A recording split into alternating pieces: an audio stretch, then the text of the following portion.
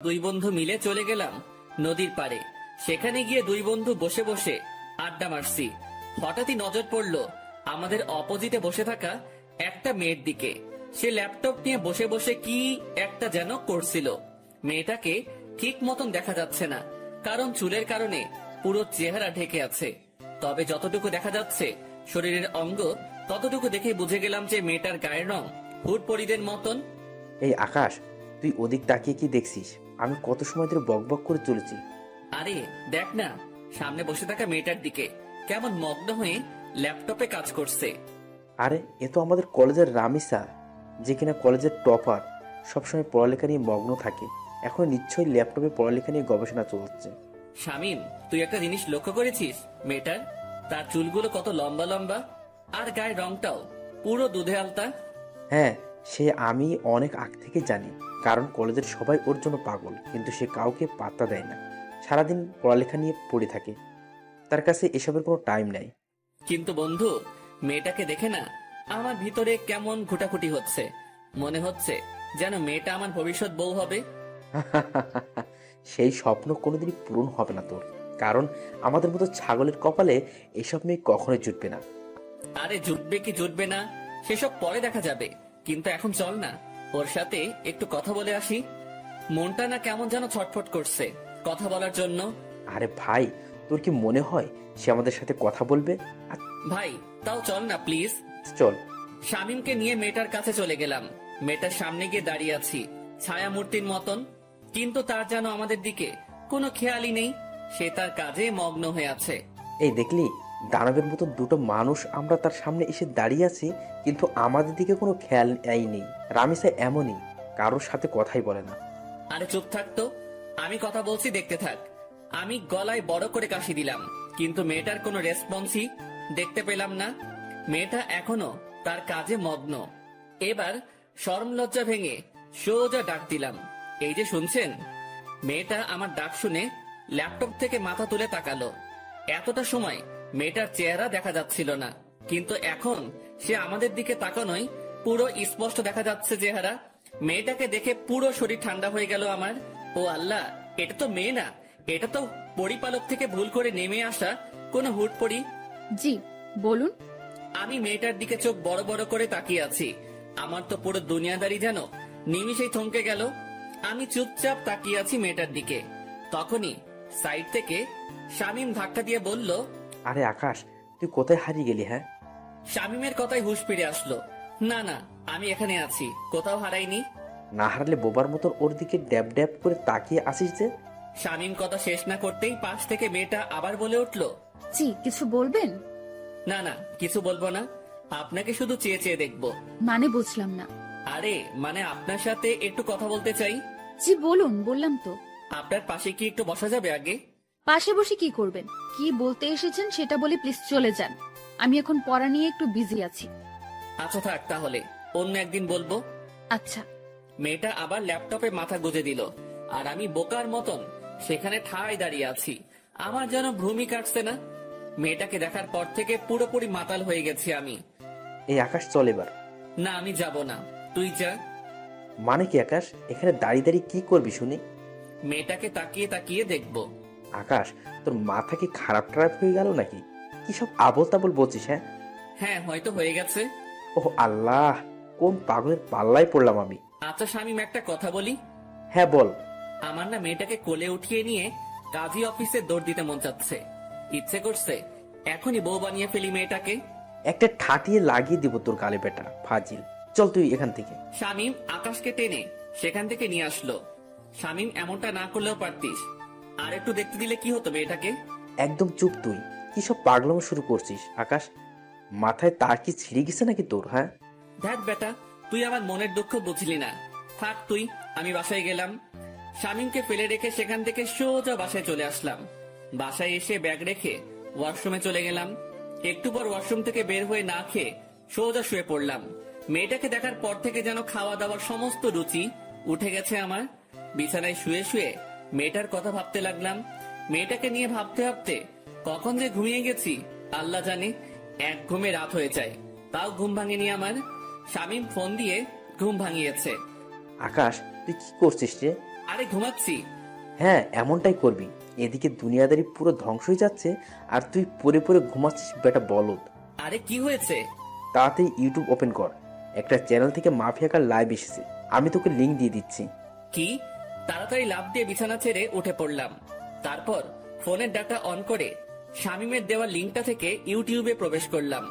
ইউটিউবে প্রবেশ করতেই দেখি মাফিয়া গার্ল লাইভে এসেছে। চেহারা দেখা যাচ্ছে না, পুরো মুখ ঢাকা তার।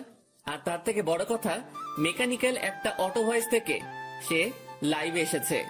দেখুন, সবার উদ্দেশ্য করেই বলছি, আমাকে ধরা তো দূরের কথা, সেসব কিছু নিয়ে চিন্তা করলেও ঘাট থেকে মস্তক আলাদা করে দেব আমি। আর আজকে লাইভে আসার উদ্দেশ্য হলো নেতা রাফিদের ব্যাপারে কিছু জানানোর আছে আপনাদেরকে। রাফিদ এখনো জীবিত, কিন্তু আজ তার শেষ দিন। আগামীকাল শহরের যে কোনো এক স্থানে রাফিদের লাশ আমি ফেলে রেখে যাব। তার লাশ উদ্ধার করে নিয়ে যাওয়ার অনুরোধ রইল ডিবি পুলিশের কাছে। আর সর্বশেষে আমি আবারও বলছি, মাফিয়া গার্লের সন্ধান কেউ করতে যাবেন না, তাহলে কিন্তু রক্তের বন্যা বয়ে যাবে দেশে। তারপর ধুম করে লাইভ কেটে দিল। মাফিয়া গার্লের সাহস দেখে শুধু অবাক হচ্ছি। না, মাফিয়া গার্লকে যে করেই হোক আমি খুঁজে বের করব। মাফিয়া গার্লের এই লাইভ পুরো দেশে ভাইরাল হয়ে গেল। এক লাইভে যেন পুরো আতঙ্ক ছড়িয়ে গেল মানুষের মনে। সবার মুখে মুখে মাফিয়া গার্ল আর মাফিয়া গার্ল। কে এই মাফিয়া গার্ল? সবার একটাই প্রশ্ন। একটু পর চ্যানেল আর লাইভটা কেটে দিল মাফিয়া গার্ল। পুরো সবকিছু সে ভ্যানিশ করে দিয়েছে। পুরোপুরি উদাও হয়ে গেল সমস্ত কিছু। কিন্তু সবার মুখে মুখেই মাফিয়া গার্লের নাম ছড়িয়ে গেছে। ফেসবুক, টুইটার যেখানেই যাই সেখানেই মাফিয়া গার্ল নিয়ে পোস্ট। বাপরে বাপ, এটা কি মেয়ে নাকি মানুষরূপী কোনো চিতাবাঘ? আল্লাহ ভালো জানে। এসব নিয়ে ভাবতে ভাবতে আরো কিছু সময় চলে গেল। না, এসব নিয়ে এখন আর ভাবা চলবে না, আগে গিয়ে কিছু খেয়ে নেই। বিছানা ছেড়ে উঠে পড়লাম। তারপর হাত মুখে পানি ছিটা দিয়ে এসে কিছু খেয়ে নিয়ে আবারও ঘুমিয়ে পড়লাম। সকালবেলা ঘুম ভাঙলো ফোনের আওয়াজে। কে যেন কিছু একটা মেইল করেছে। ঘুমের ঘরে ফোনটা হাতে নিয়ে মেইলটা ওপেন করলাম। দেখলাম একটা ভয়েস মেইল। ভয়েসটা প্লে করলাম। প্লে করতেই আমার পুরো হুশ উড়ে গেল। আমি এক লাফ দিয়ে সোজা বিছানা ছেড়ে উঠে দাঁড়িয়ে গেলাম।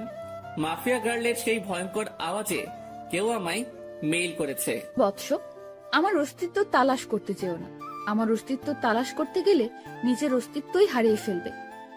ভয়েসটা শুনে থতমত খেয়ে গেলাম। এটা কি করে সম্ভব? মাফিয়া গার্ল আমায় ভয়েস মেইল করেছে। শুধু তাই নয়, আমি মাফিয়া গার্লের তালাশ করছি সেটা সে জানলো কি করে?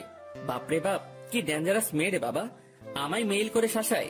মাথায় তো কিছুই কাজ করছে না ভয়েসটা শোনার পর থেকে। কিন্তু আমি তো থেমে থাকবো না। আমি মাফিয়া গার্লের খোঁজ বের করে ছাড়বো।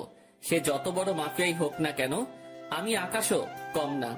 চুপসে আছি বলে আমাকে ভয় পেতে হবে এমন কোনো কিছুই নয়। মাফিয়া গার্লও জানে না যে আমি কত বড় খেলোয়াড়। যেদিন আমি খেলতে নেমে যাব সেদিন এমন মাফিয়া গার্ল পথে পথে হোঁচট খেয়ে মরবে। এসব নিয়ে চিন্তা ভাবনা করছি। তখনই দেওয়াল ঘড়িটায় 9টা অ্যালার্ম বেজে উঠল। ও আল্লাহ, 9টা বেজে গেছে কখন? আমার তো কলেজ যেতে হবে। তাড়াতাড়ি বিছানা ছেড়ে উঠে পড়লাম। তারপর ফ্রেশ হয়ে হালকা পাতলা কিছু নাস্তা করে কলেজের উদ্দেশ্যে রওনা হলাম। হেঁটেই রওনা হয়েছি। আরে ধুর, আমার পরিচয় দিতে তো ভুলেই গেছি সবাইকে। চলেন পরিচয় পর্বটা শেষ করে ফেলি। আমি বরাবরের মতোই আকাশ আপনাদের সাথে আছি। পড়াশোনার সুবাদে শহরে আলাদা বাসা নিয়ে থাকি। আর পুরো পরিবার, বাবা মা, ছোট বোন অন্য শহরে থাকে। আমি ইচ্ছা করেই এই কলেজে অ্যাডমিশন নিয়েছি। ইচ্ছা করে বলতে একটা রিজন আছে এই কলেজে অ্যাডমিশন নেওয়ার, সেটা গল্পের সাথে থাকলে জেনে যাবেন। সো এবার গল্পে ফেরা যাক। কলেজে পৌঁছে গেলাম। কলেজে পৌঁছাতেই দেখি গতকালে সেই রামিসা মেয়েটা গাছতলায় বসে বসে বই একটা হাতে নিয়ে পড়ছে। কোনো কিছু না ভেবে মেয়েটার দিকে এগিয়ে গেলাম, কারণ এখনো ক্লাস শুরু হয়নি। আর ক্লাস হবে কিনা সেটাও সন্দেহ। মেয়েটার কাছে গিয়ে দাঁড়িয়ে আছি। মেয়ে আমায় দেখে আজ নিজ থেকে কথা বলল। কালকের বিষয়টা নিয়ে কিছু বলতে আসছেন বুঝি? না, তেমন কিছু না। মানে হ্যাঁ, মেয়েটার এমন ধারা কথা শুনে কি বলবো, সবটাই গুলিয়ে গেছে। তো বলুন। আচ্ছা, আপনার সাথে কি ফ্রেন্ডশিপ করা যাবে? না, ফ্রেন্ডশিপ করা যাবে না, কারণ আমি কোনো ছেলের সাথেই চলাফেরা করি না। প্লিজ না করিয়েন না। আমি কিন্তু একদম বাজে ছেলে না। তাও আমি পারবো না। তবে হ্যাঁ, পড়ালেখা নিয়ে টুকটাক কথা বলার প্রয়োজন হলে বলতে পারবেন। আচ্ছা ঠিক আছে। কিন্তু আপনাকে তো কলেজে নতুন মনে হচ্ছে। হ্যাঁ আমি নতুন, 1 মাস আগে অ্যাডমিশন নিয়েছে এই কলেজে, অন্য কলেজ থেকে ট্রান্সফার হয়ে, তবে রেগুলার হয়েছি 1 সপ্তাহ হবে। কোন ইয়ারে অ্যাডমিশন নিয়েছেন? 2nd ইয়ারে। আপনি? ও, আপনিও তাহলে আমার সেম ক্লাস। তার মানে আপনিও 2nd ইয়ারে পড়েন? হ্যাঁ। আচ্ছা, এখন আমি একটু বিজি পড়ে নি, আপনার সাথে পরে কথা হবে, কেমন? আচ্ছা ঠিক আছে, সে না হয় পরে কথা বলবো, কিন্তু একটা কথা, আমরা যেহেতু একই ইয়ারের, তাহলে তুমি করে বলা যায়। আমি আপনি ডেকেই মজা পাই। আচ্ছা ঠিক আছে, যেমনটা আপনার মর্জি। সেখান থেকে চলে আসলাম। বাপরে বাপ, কি মেয়ে!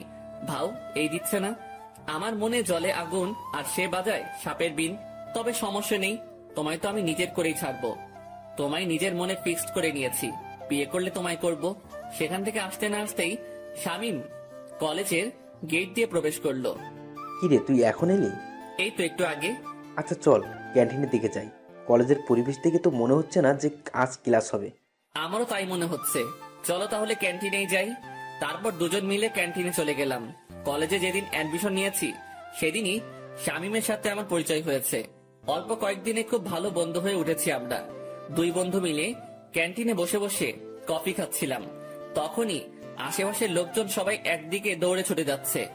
একজনকে ডেকে জিজ্ঞেস করলাম, ভাই কি হয়েছে, আপনারা এভাবে দৌড়াচ্ছেন কেন? আরে ভাই, আপনারা কোন দুনিয়ায় থাকেন? হ্যাঁ, যে কোনো কিছুই বলতে পারেন না? ভাই এই দুনিয়াতেই আছি, কিন্তু কি হয়েছে সেটা তো বলবেন। আরে মাফিয়া গাল রাফিদকে মেরে ওর লাশ চৌরাস্তার মোড়ে লটকে রেখে দিয়ে গেছে। লোকটার কথা শুনে মাথায় বড়সড় একটা বাজ পড়লো। মাফিয়া গাল সত্যি তাহলে রাফিদকে মেরে ফেলেছে? শামীম চল তো তাড়াতাড়ি। হ্যাঁ চল। শামীমকে নিয়ে তাড়াতাড়ি চৌরাস্তার মোড়ে চলে গেলাম।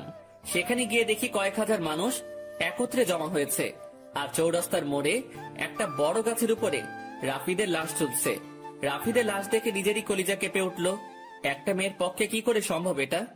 একটা মেয়ে শহরের নাম করা নেতাকে এমন বিভৎস ভাবে মারলো যে দেখে বিশ্বাসই হচ্ছে না। চুপচাপ সেখানে নীরব দর্শকের মতন দাঁড়িয়ে আছি। ডিবি পুলিশ রাফিদের লাশ গাছ থেকে নামাচ্ছে। রাফিদের সারা শরীরে স্পট। মানুষজনকে ঠেলে ডিবি পুলিশের দিকে এগিয়ে গেলাম। ডিবি পুলিশ রাফিদের লাশ মাটিতে নামালো। তাকে মাটিতে নামিয়ে শরীরের তল্লাশি চালিয়ে দেখে রাফিদের পকেটে একটা চিঠি, যেটাতে লেখা আছে, আজ দুপুর 3টায় আমি কালকের ন্যায় লাইভে আসবো, সবাই তৈরি থাকেন ধামাকার জন্য। মাফিয়া গার্লের চিঠি পড়ে সবার চোখ কপাল উঠে গেল। কি করতে যাচ্ছে মাফিয়া গার্ল? রাফিদকে তো মেরে ফেলেছে, আবার কি নতুন করে ধামাকা দিবে সে? না, আজ লাইভ দেখতে হবে। এদিকে ডিবি পুলিশ সবার স্থান ত্যাগ করতে বলল। সবাই যে যার মতন চলে গেল। আমিও চলে আসলাম বাসায়। কলেজের দিকে আর গেলাম না। বাসায় এসে 3টা বাজার অপেক্ষা করছি। দুপুর 3টা বাজতে আর 2 মিনিট বাকি। তখনই মাফিয়া গার্লের সেই ইউটিউব লিংকে ক্লিক করলাম, আর চ্যানেলটা ওপেন হয়ে গেল। 3টা বেজে গেছে, আর সাথে সাথে চ্যানেলটা থেকে মাফিয়া গার্ল লাইভে চলে আসলো। সে গতকালের ন্যায় মেকানিক্যাল একটা টোন ব্যবহার করে লাইভে এসেছে। আমি জানি আপনারা সবাই আমার লাইভের জন্য অপেক্ষা করছেন, সো অপেক্ষার প্রহর কেটে গেছে, আমি চলে এসেছি। এবার হবে আসল ধামাকা। আপনারা সবাই রাফিদের লাশ তো পেয়ে গেছেন, এবার লিস্টে রয়েছে এসপি ওসমান। তার মরার পালা চলে এসেছে। এসপি ওসমান, মৃত্যুর জন্য তৈরি হয়ে নে। এবার তোকে আমার হাত থেকে কেউ রক্ষা করতে পারবে না। সমাজের আড়ালে লুকিয়ে থাকা সব কটা মুখোশধারীকে এইভাবে ভয়ানক মৃত্যুদণ্ড দিব আমি। কেউ তোদেরকে আমার হাত থেকে বাঁচাতে পারবে না। আর শুনে রাখেন সকলেই, আমি কোনো খারাপ কাজ করছি না, সমাজের নষ্টাগুলোকে বেছে বেছে সাজা দিচ্ছি। এসপি ওসমানের মৃত্যুর পর বাকি টার্গেটের নাম আমি বলে দেব। এসব কিছু আমি সমাজের ভালোর জন্যই করছি। তবে হ্যাঁ, আমার পার্সোনাল একটা মাকসাদ আছে, সেটা হলো আমি আগুনের সাথে দেখা করতে চাই। এসব করে সে যেন নিজেই আমার কাজকর্ম দেখে আমার সাথে দেখা করে। যতদিন না সে আমার সাথে দেখা করবে ততদিন আমি এইরূপ কাজ করেই যাব। মাফিয়া গার্লের মুখে আগুন নামটা শুনে ভিতরে ছ্যাত করে উঠল। আল্লাহ, এ তো দেখি উল্টো চক্র। যেখানে মাফিয়া গার্লকে আমি খুঁজছি সেখানে সে উল্টো আগুনের তালাশ করছে। না, মাফিয়া গার্লের খোঁজ বের করতেই হবে, যে করে হোক না কেন। আমি মাফিয়া গার্লকে খুঁজে বের করবই। তবে আগে মাফিয়া গার্লের পরিশেষটা শুনি, সে কি বলতে চাই। আগুন, আপনি যেখানেই আছেন না কেন, আপনি যদি আমার তালাশ না করেন তাহলে এসব কোনোদিনও বন্ধ করব না। আমি একটা কোডিং দিয়ে গেলাম, আমার 2244। এই কোডিংটা আপনি ছাড়া কেউ বুঝবে না, সো নিজেই আমার খোঁজ বের করুন। মাফিয়া গার্লের কোডিং শুনে আরো মাথা খারাপ হয়ে গেল। মাফিয়া গার্ল চাইছে তা কি? কিছুই তো মাথায় কাজ করছে না। সে আগুনের সাথে দেখা করতে চায়, তার উপরে আবার সে নিজের লিড কোট ইউজ করছে। মাথা তো পুরো কাজ করা বন্ধ করে দিয়েছে, আর কিছুই যেন ভাবতে পারছি না। মাথা পুরো জ্যাম হয়ে গিয়েছে। মাফিয়া গার্ল লাইভ কেটে দিয়ে বের হয়ে গিয়েছে। এদিকে আমার মাথায় প্যাটার্ন পড়ে গেছে, মস্তিষ্ক পুরো নিস্তেজ হয়ে গেছে আমার। না, আর না, আগে নিজেকে একটু রিল্যাক্স করি, পরে না হয় মাফিয়া গার্লকে নিয়ে ভাবা যাবে। ডাটা অফ করে দিয়ে শুয়ে পড়লাম। এখন একটু ঘুমাবো, পরে না হয় ঘুম থেকে উঠে বিষয়টা নিয়ে ভাবা যাবে। যেমন ভাবা তেমন কাজ, সব চিন্তা একপাশে রেখে ঘুমিয়ে পড়লাম। বিকাল বেলায় ঘুম থেকে উঠে বাহিরে চলে গেলাম। মাথা কেমন যেন ভারী হয়ে আছে। তাড়াতাড়ি কাকুর দোকানে যেতে হবে আমার, না হয় মাথা ঠিক হবে না। ওনার দোকানে গিয়ে চা খেয়ে আগে মাথা ঠিক করতে হবে। কাকুর দোকানে গিয়ে চায়ের অর্ডার করলাম। মাথার জ্যাম মোটামুটি ছুটেছে মনে হচ্ছে। চা খেয়ে শরীরটা চাঙ্গা লাগছে একটু। হ্যাঁ, এবার শান্ত মাথায় ভাবি মাফিয়া গার্লের কথা। আচ্ছা, মাফিয়া গার্ল আমার খোঁজ কেন করছে? কি চাই সে আমার কাছে? আর কেনই বা সে এসব কর্মকাণ্ড করছে? দেশে তো প্রশাসন আছে দুর্নীতিবাজদেরকে শাস্তি দেওয়ার জন্য, তারপরেও কেন মাফিয়া গার্ল আইনের বিপক্ষে যাচ্ছে? হাজারটা প্রশ্ন নিজেকে নিজে ছুড়ে মারলাম। এবার আমার শান্ত মস্তিষ্ক ধীরে ধীরে সব কয়টা প্রশ্নের উত্তর খোলাসা করতে লাগলো। দেখো, দেশে যে অবস্থা তা কোনোদিন শুধরাবে না। একটার পর একটা দুর্নীতিবাজ পয়দা হয়ে যাবে, কখনো তাদেরকে থামানো যাবে না। নিজের মনের উত্তরের সাথে মাফিয়া গার্লের কর্মকাণ্ডের জাজমেন্ট করলাম। পরিশেষে যা বুঝতে পেলাম, হ্যাঁ, মাফিয়া গার্ল একদিকে ঠিকই করছে, তাদের শাস্তি হয় না, সে তাদেরকে শান্তি দিচ্ছে। এমন একটা মানুষের এই অভাব ছিল দেশে, কিন্তু একটা জিনিসের উত্তর কোনোভাবেই পেলাম না। মাফিয়া গার্ল আমার খোঁজ করছে কেন? কি চায় সে আমার কাছে? এটার উত্তর আমার জানতেই হবে। তবে তার জন্য মাফিয়া গার্লকে দরকার আমার। হ্যাঁ, মাফিয়া গার্লকে দরকার আমার। মাফিয়া গার্ল, তুমি অপেক্ষায় থাকো, জলদি দেখা হচ্ছে তোমার সাথে। কাকুর দোকান থেকে উঠে চলে এলাম। ভিতরে খালি একটা জিনিসই কাজ করছে, মাফিয়া গার্লের খোঁজ বের করা। হ্যাঁ, সেটা আমি অতি শীঘ্রই বের করে ফেলবো। তারপর হবে আসল খেলা। যদি অসাধু কোনো মতলব থাকে আগুনকে নিয়ে মাফিয়া গার্লের, তখন মাফিয়া গার্ল বুঝতে পারবে যে কত ধানে কত চাল। আগুনও কোনো ফেলনার জিনিস না, সেটা সে তখন হারে হারে টের পাবে। তবে তার একটা হেস্তনেস্ত করবই আমি। সে আগুনকে হয়রানি করিয়েছে। সে জানে না যে সে আগুন নিয়ে খেলা করছে, যে আগুন বছর 3 আগে জ্বলে উঠেছিল। সেদিন কয়েক শতাধিক মানুষের চোখে মুখে ছিল কান্না, আর আতঙ্কে ছিল পুরো দেশ। আর সে আগুনকে মাফিয়া গার্ল নামক 2 দিনের একটা মেয়ে ফোর্স করে দেখা করার জন্য। এটার মজা তাকে বুঝাবো আমি। এসব নিয়ে ভাবতে ভাবতে বাসায় চলে এলাম। বাসায় এসে কিছু সময় বই নিয়ে ঘাটাঘাটি করে উঠে পড়লাম। তারপর খেয়ে দিয়ে বিছানায় পিঠ এলিয়ে দিলাম। শুয়ে শুয়ে ফেসবুকিং করছি, নিউজ ফিড ঘাটছিলাম। তখনই মাফিয়া গার্লকে নিয়ে একটা পোস্ট সামনে এলো। কে যেন গ্রুপে মাফিয়া গার্লকে নিয়ে পোস্ট করেছে। পোস্টের ক্যাপশনে লেখা, mafia girl is the best women in the world. ইস, আমিও যদি মাফিয়া গার্লের মতন হতে পারতাম। পোস্টটা দেখে একটা রিয়াকশন মনে পড়লো, বাবা গো বাবা, টুরু লাভ। আরে বেটা, তোর যদি এতই মাফিয়া গার্লের মতন হওয়ার ইচ্ছা, তাহলে লিঙ্গ পরিবর্তন করে মাফিয়া গার্লের মতন কাজকর্ম শুরু করলেই পারিস। যত সব বিরক্তিকর পোস্ট। মাথা পুরো বিগড়ে যাচ্ছে মানুষের আহ্লাদ দেখে। কি যে পেয়েছে মানুষ মাফিয়া গার্লকে নিয়ে, আল্লাহ। যেখানে যাই সেখানেই মাফিয়া গার্ল আর মাফিয়া গার্ল, পুরো ডিসকাস্টিং। বাঙালি কিছু একটা পেলেই ভার্চুয়াল জগতে তোলপাড় শুরু করে দেয়, বিশেষ করে ফেসবুকে। বিরক্ত নিয়ে ফেসবুক থেকে বের হয়ে আসলাম। তারপর ঘুমিয়ে গেলাম। পরের দিন সকালবেলায় উঠে কলেজে চলে গেলাম। কিন্তু আমি আমার খোঁজ চালু করে দিয়েছি। মাফিয়া গার্লের খোঁজ করতে করতে 2-1 দিন কেটে গেল। অনেক চেষ্টা চালিয়েছি মাফিয়া গার্লের খোঁজ বের করার, কিন্তু কোন রকমেই খোঁজ বের করতে পারলাম না। কিন্তু আমি হাল ছাড়বো না। তবে একটা কথা, আমি যদি পাওয়ার খাটাই তাহলে ঘন্টা খানিকের মধ্যে মাফিয়া গার্লের খোঁজ পেয়ে যাব আমি। কারণ আমার জন্য কোনো কিছুই অসম্ভব নয়। আমি সেই খতরনাক খেলাড়ি যে কিনা অনেক বড় বড় মাপের মানুষের হাল খারাপ করে দিয়েছি। আমি সেই আগুন। আমি একবার হাতের ইশারা করলেই মাফিয়া গার্লকে আমার সামনে নিয়ে চলে আসবে আমার ছেলে পেলে। কিন্তু আমি চাই না পাওয়ার খাটাতে। আমি চাই নিজের বলে ওকে বের করব। আর তাছাড়া পাওয়ার খাটাতে গেলে আমার অতীত সামনে চলে আসবে। কিন্তু আমি চাই না আমার অতীত সামনে আসুক। তাই চুপিসারে খোঁজ চালাতে থাকলাম। এভাবে আরো কয়েকটা দিন কেটে গেল। আমি মাফিয়া গার্লের খোঁজ চালু রাখলাম। এখনো তাকে বের করতে পারিনি।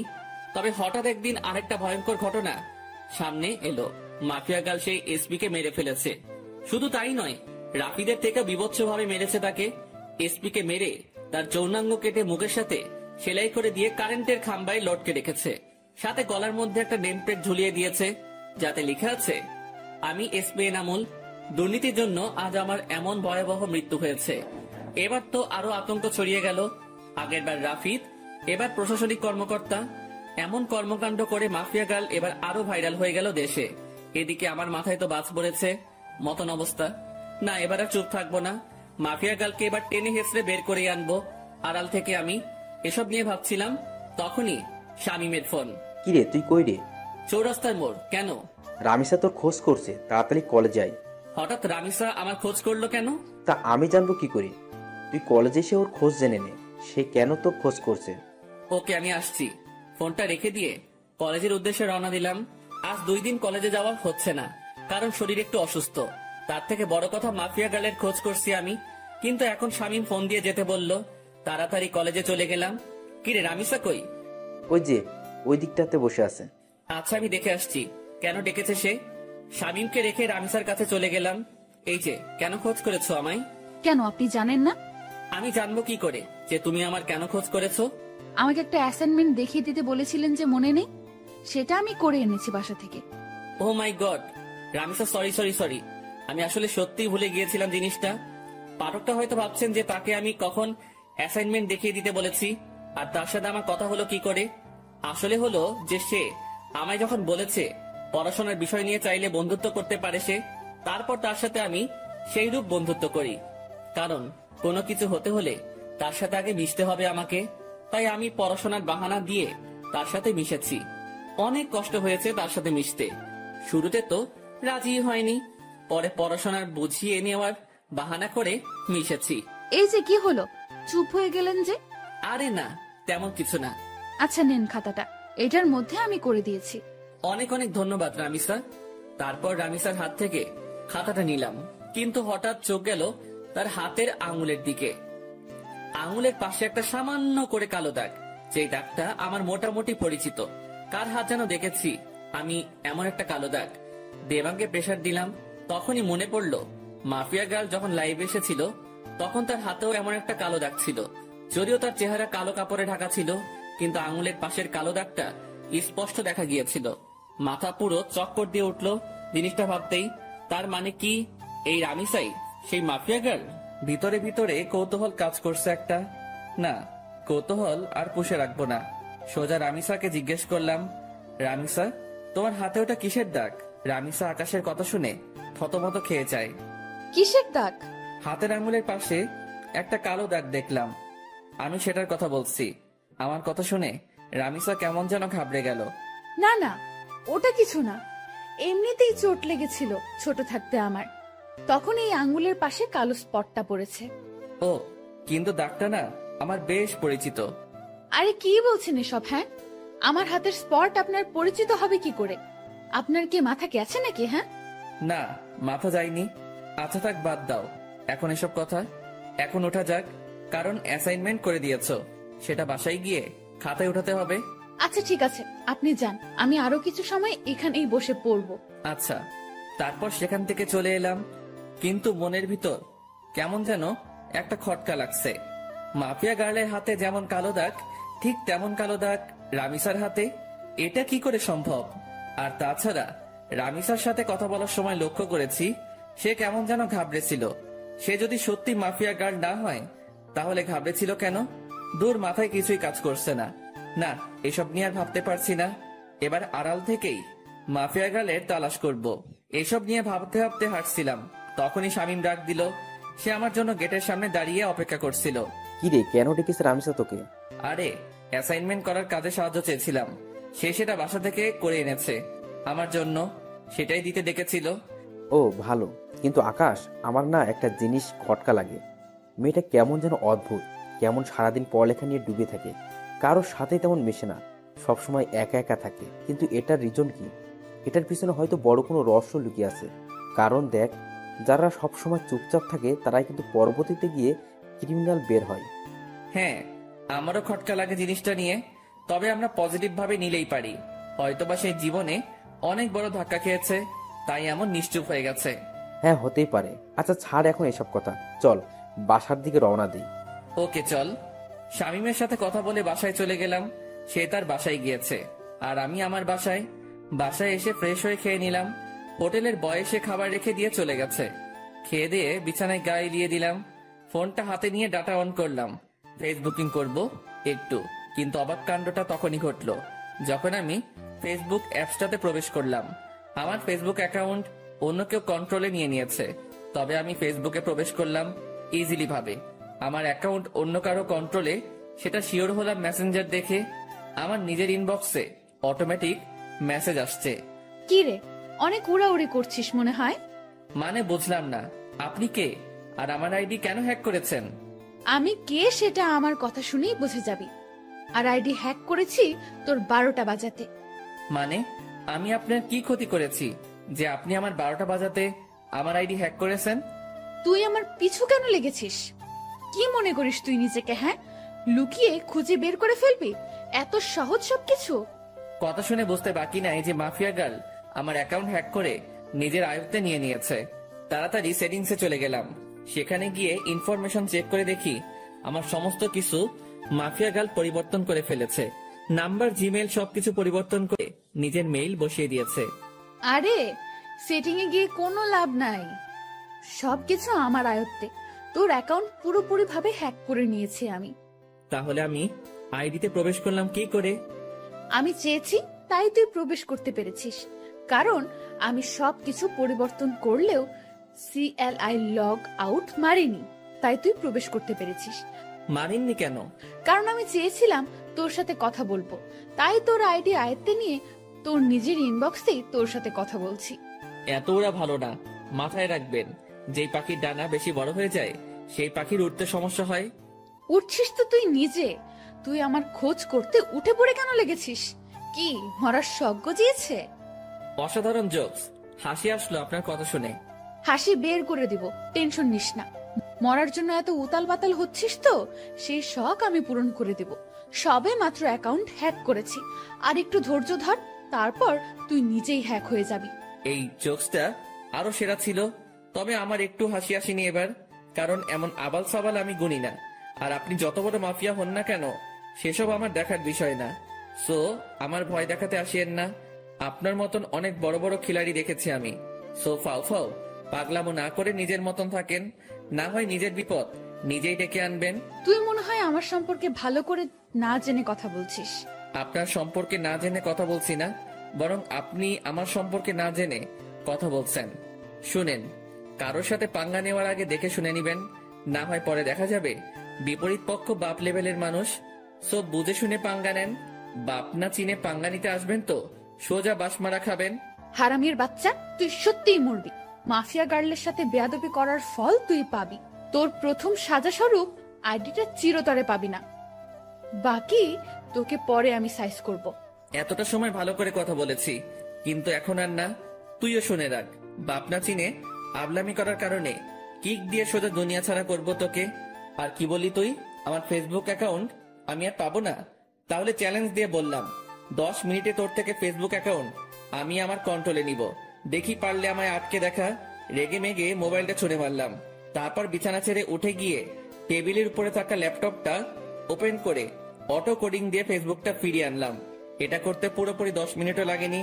আবার মাফিয়া গার্ল আমার সাথে টক্কর দিতে আসে। তারপর ফেসবুকটাকে সিকিউরিটি করে বের হয়ে আসলাম। কোনোদিন যদি মাফিয়া গার্লকে সামনে পাই, গাল দুটো লাল করে দিব সোজা। অ্যাকাউন্ট সিকিউরিটি করে আবারও শুয়ে পড়লাম। এবারে শোয়াতে কখন যে ঘুমিয়ে গেছি তা বলতে পারবো না। বিকাল বেলায় শামীম ফোন দিয়ে ঘুম ভাঙায়। আকাশ, চল আজ কোথাও গিয়ে ঘুরে আসি। বেটা ঘুম থেকে তুলে বলেছিস ঘুরতে যেতে? কত আরামের ঘুমটাই না গিয়েছিলাম। এই রাখ তোর ঘুম, 10 মিনিটের মধ্যে তামান্না আবাসিকের সামনে আসবি। শালা গরু, ঘুমটাই মাটি করে দিয়েছিস পুরো। ওকে দাঁড়া, আসছি। তারপর ফোন রেখে দিয়ে গায়ে শার্ট লাগিয়ে নিলাম। তারপর জায়গা মতন চলে গেলাম। সেখানে গিয়ে দেখি শামীম আগে থেকে হাজির। বাহ, মহারাজ এসেছেন। তোর বেটা, শান্তির ঘুমটা শেষ করলি আমার। হ্যাঁ, তোমার শান্তির ঘুম এই খালি নষ্ট করে মানুষ। বেলা বাজে কয়টা আর তুমি পড়ে পড়ে ঘুমাও? গরু দামড়া পাঠা, বউ জুটবে না তোর। ওকে, না জুটলে নাই, চল এখন ঘুরে আসি। ওকে চল। তারপর দুজন মিলে ঘুরতে চলে গেলাম।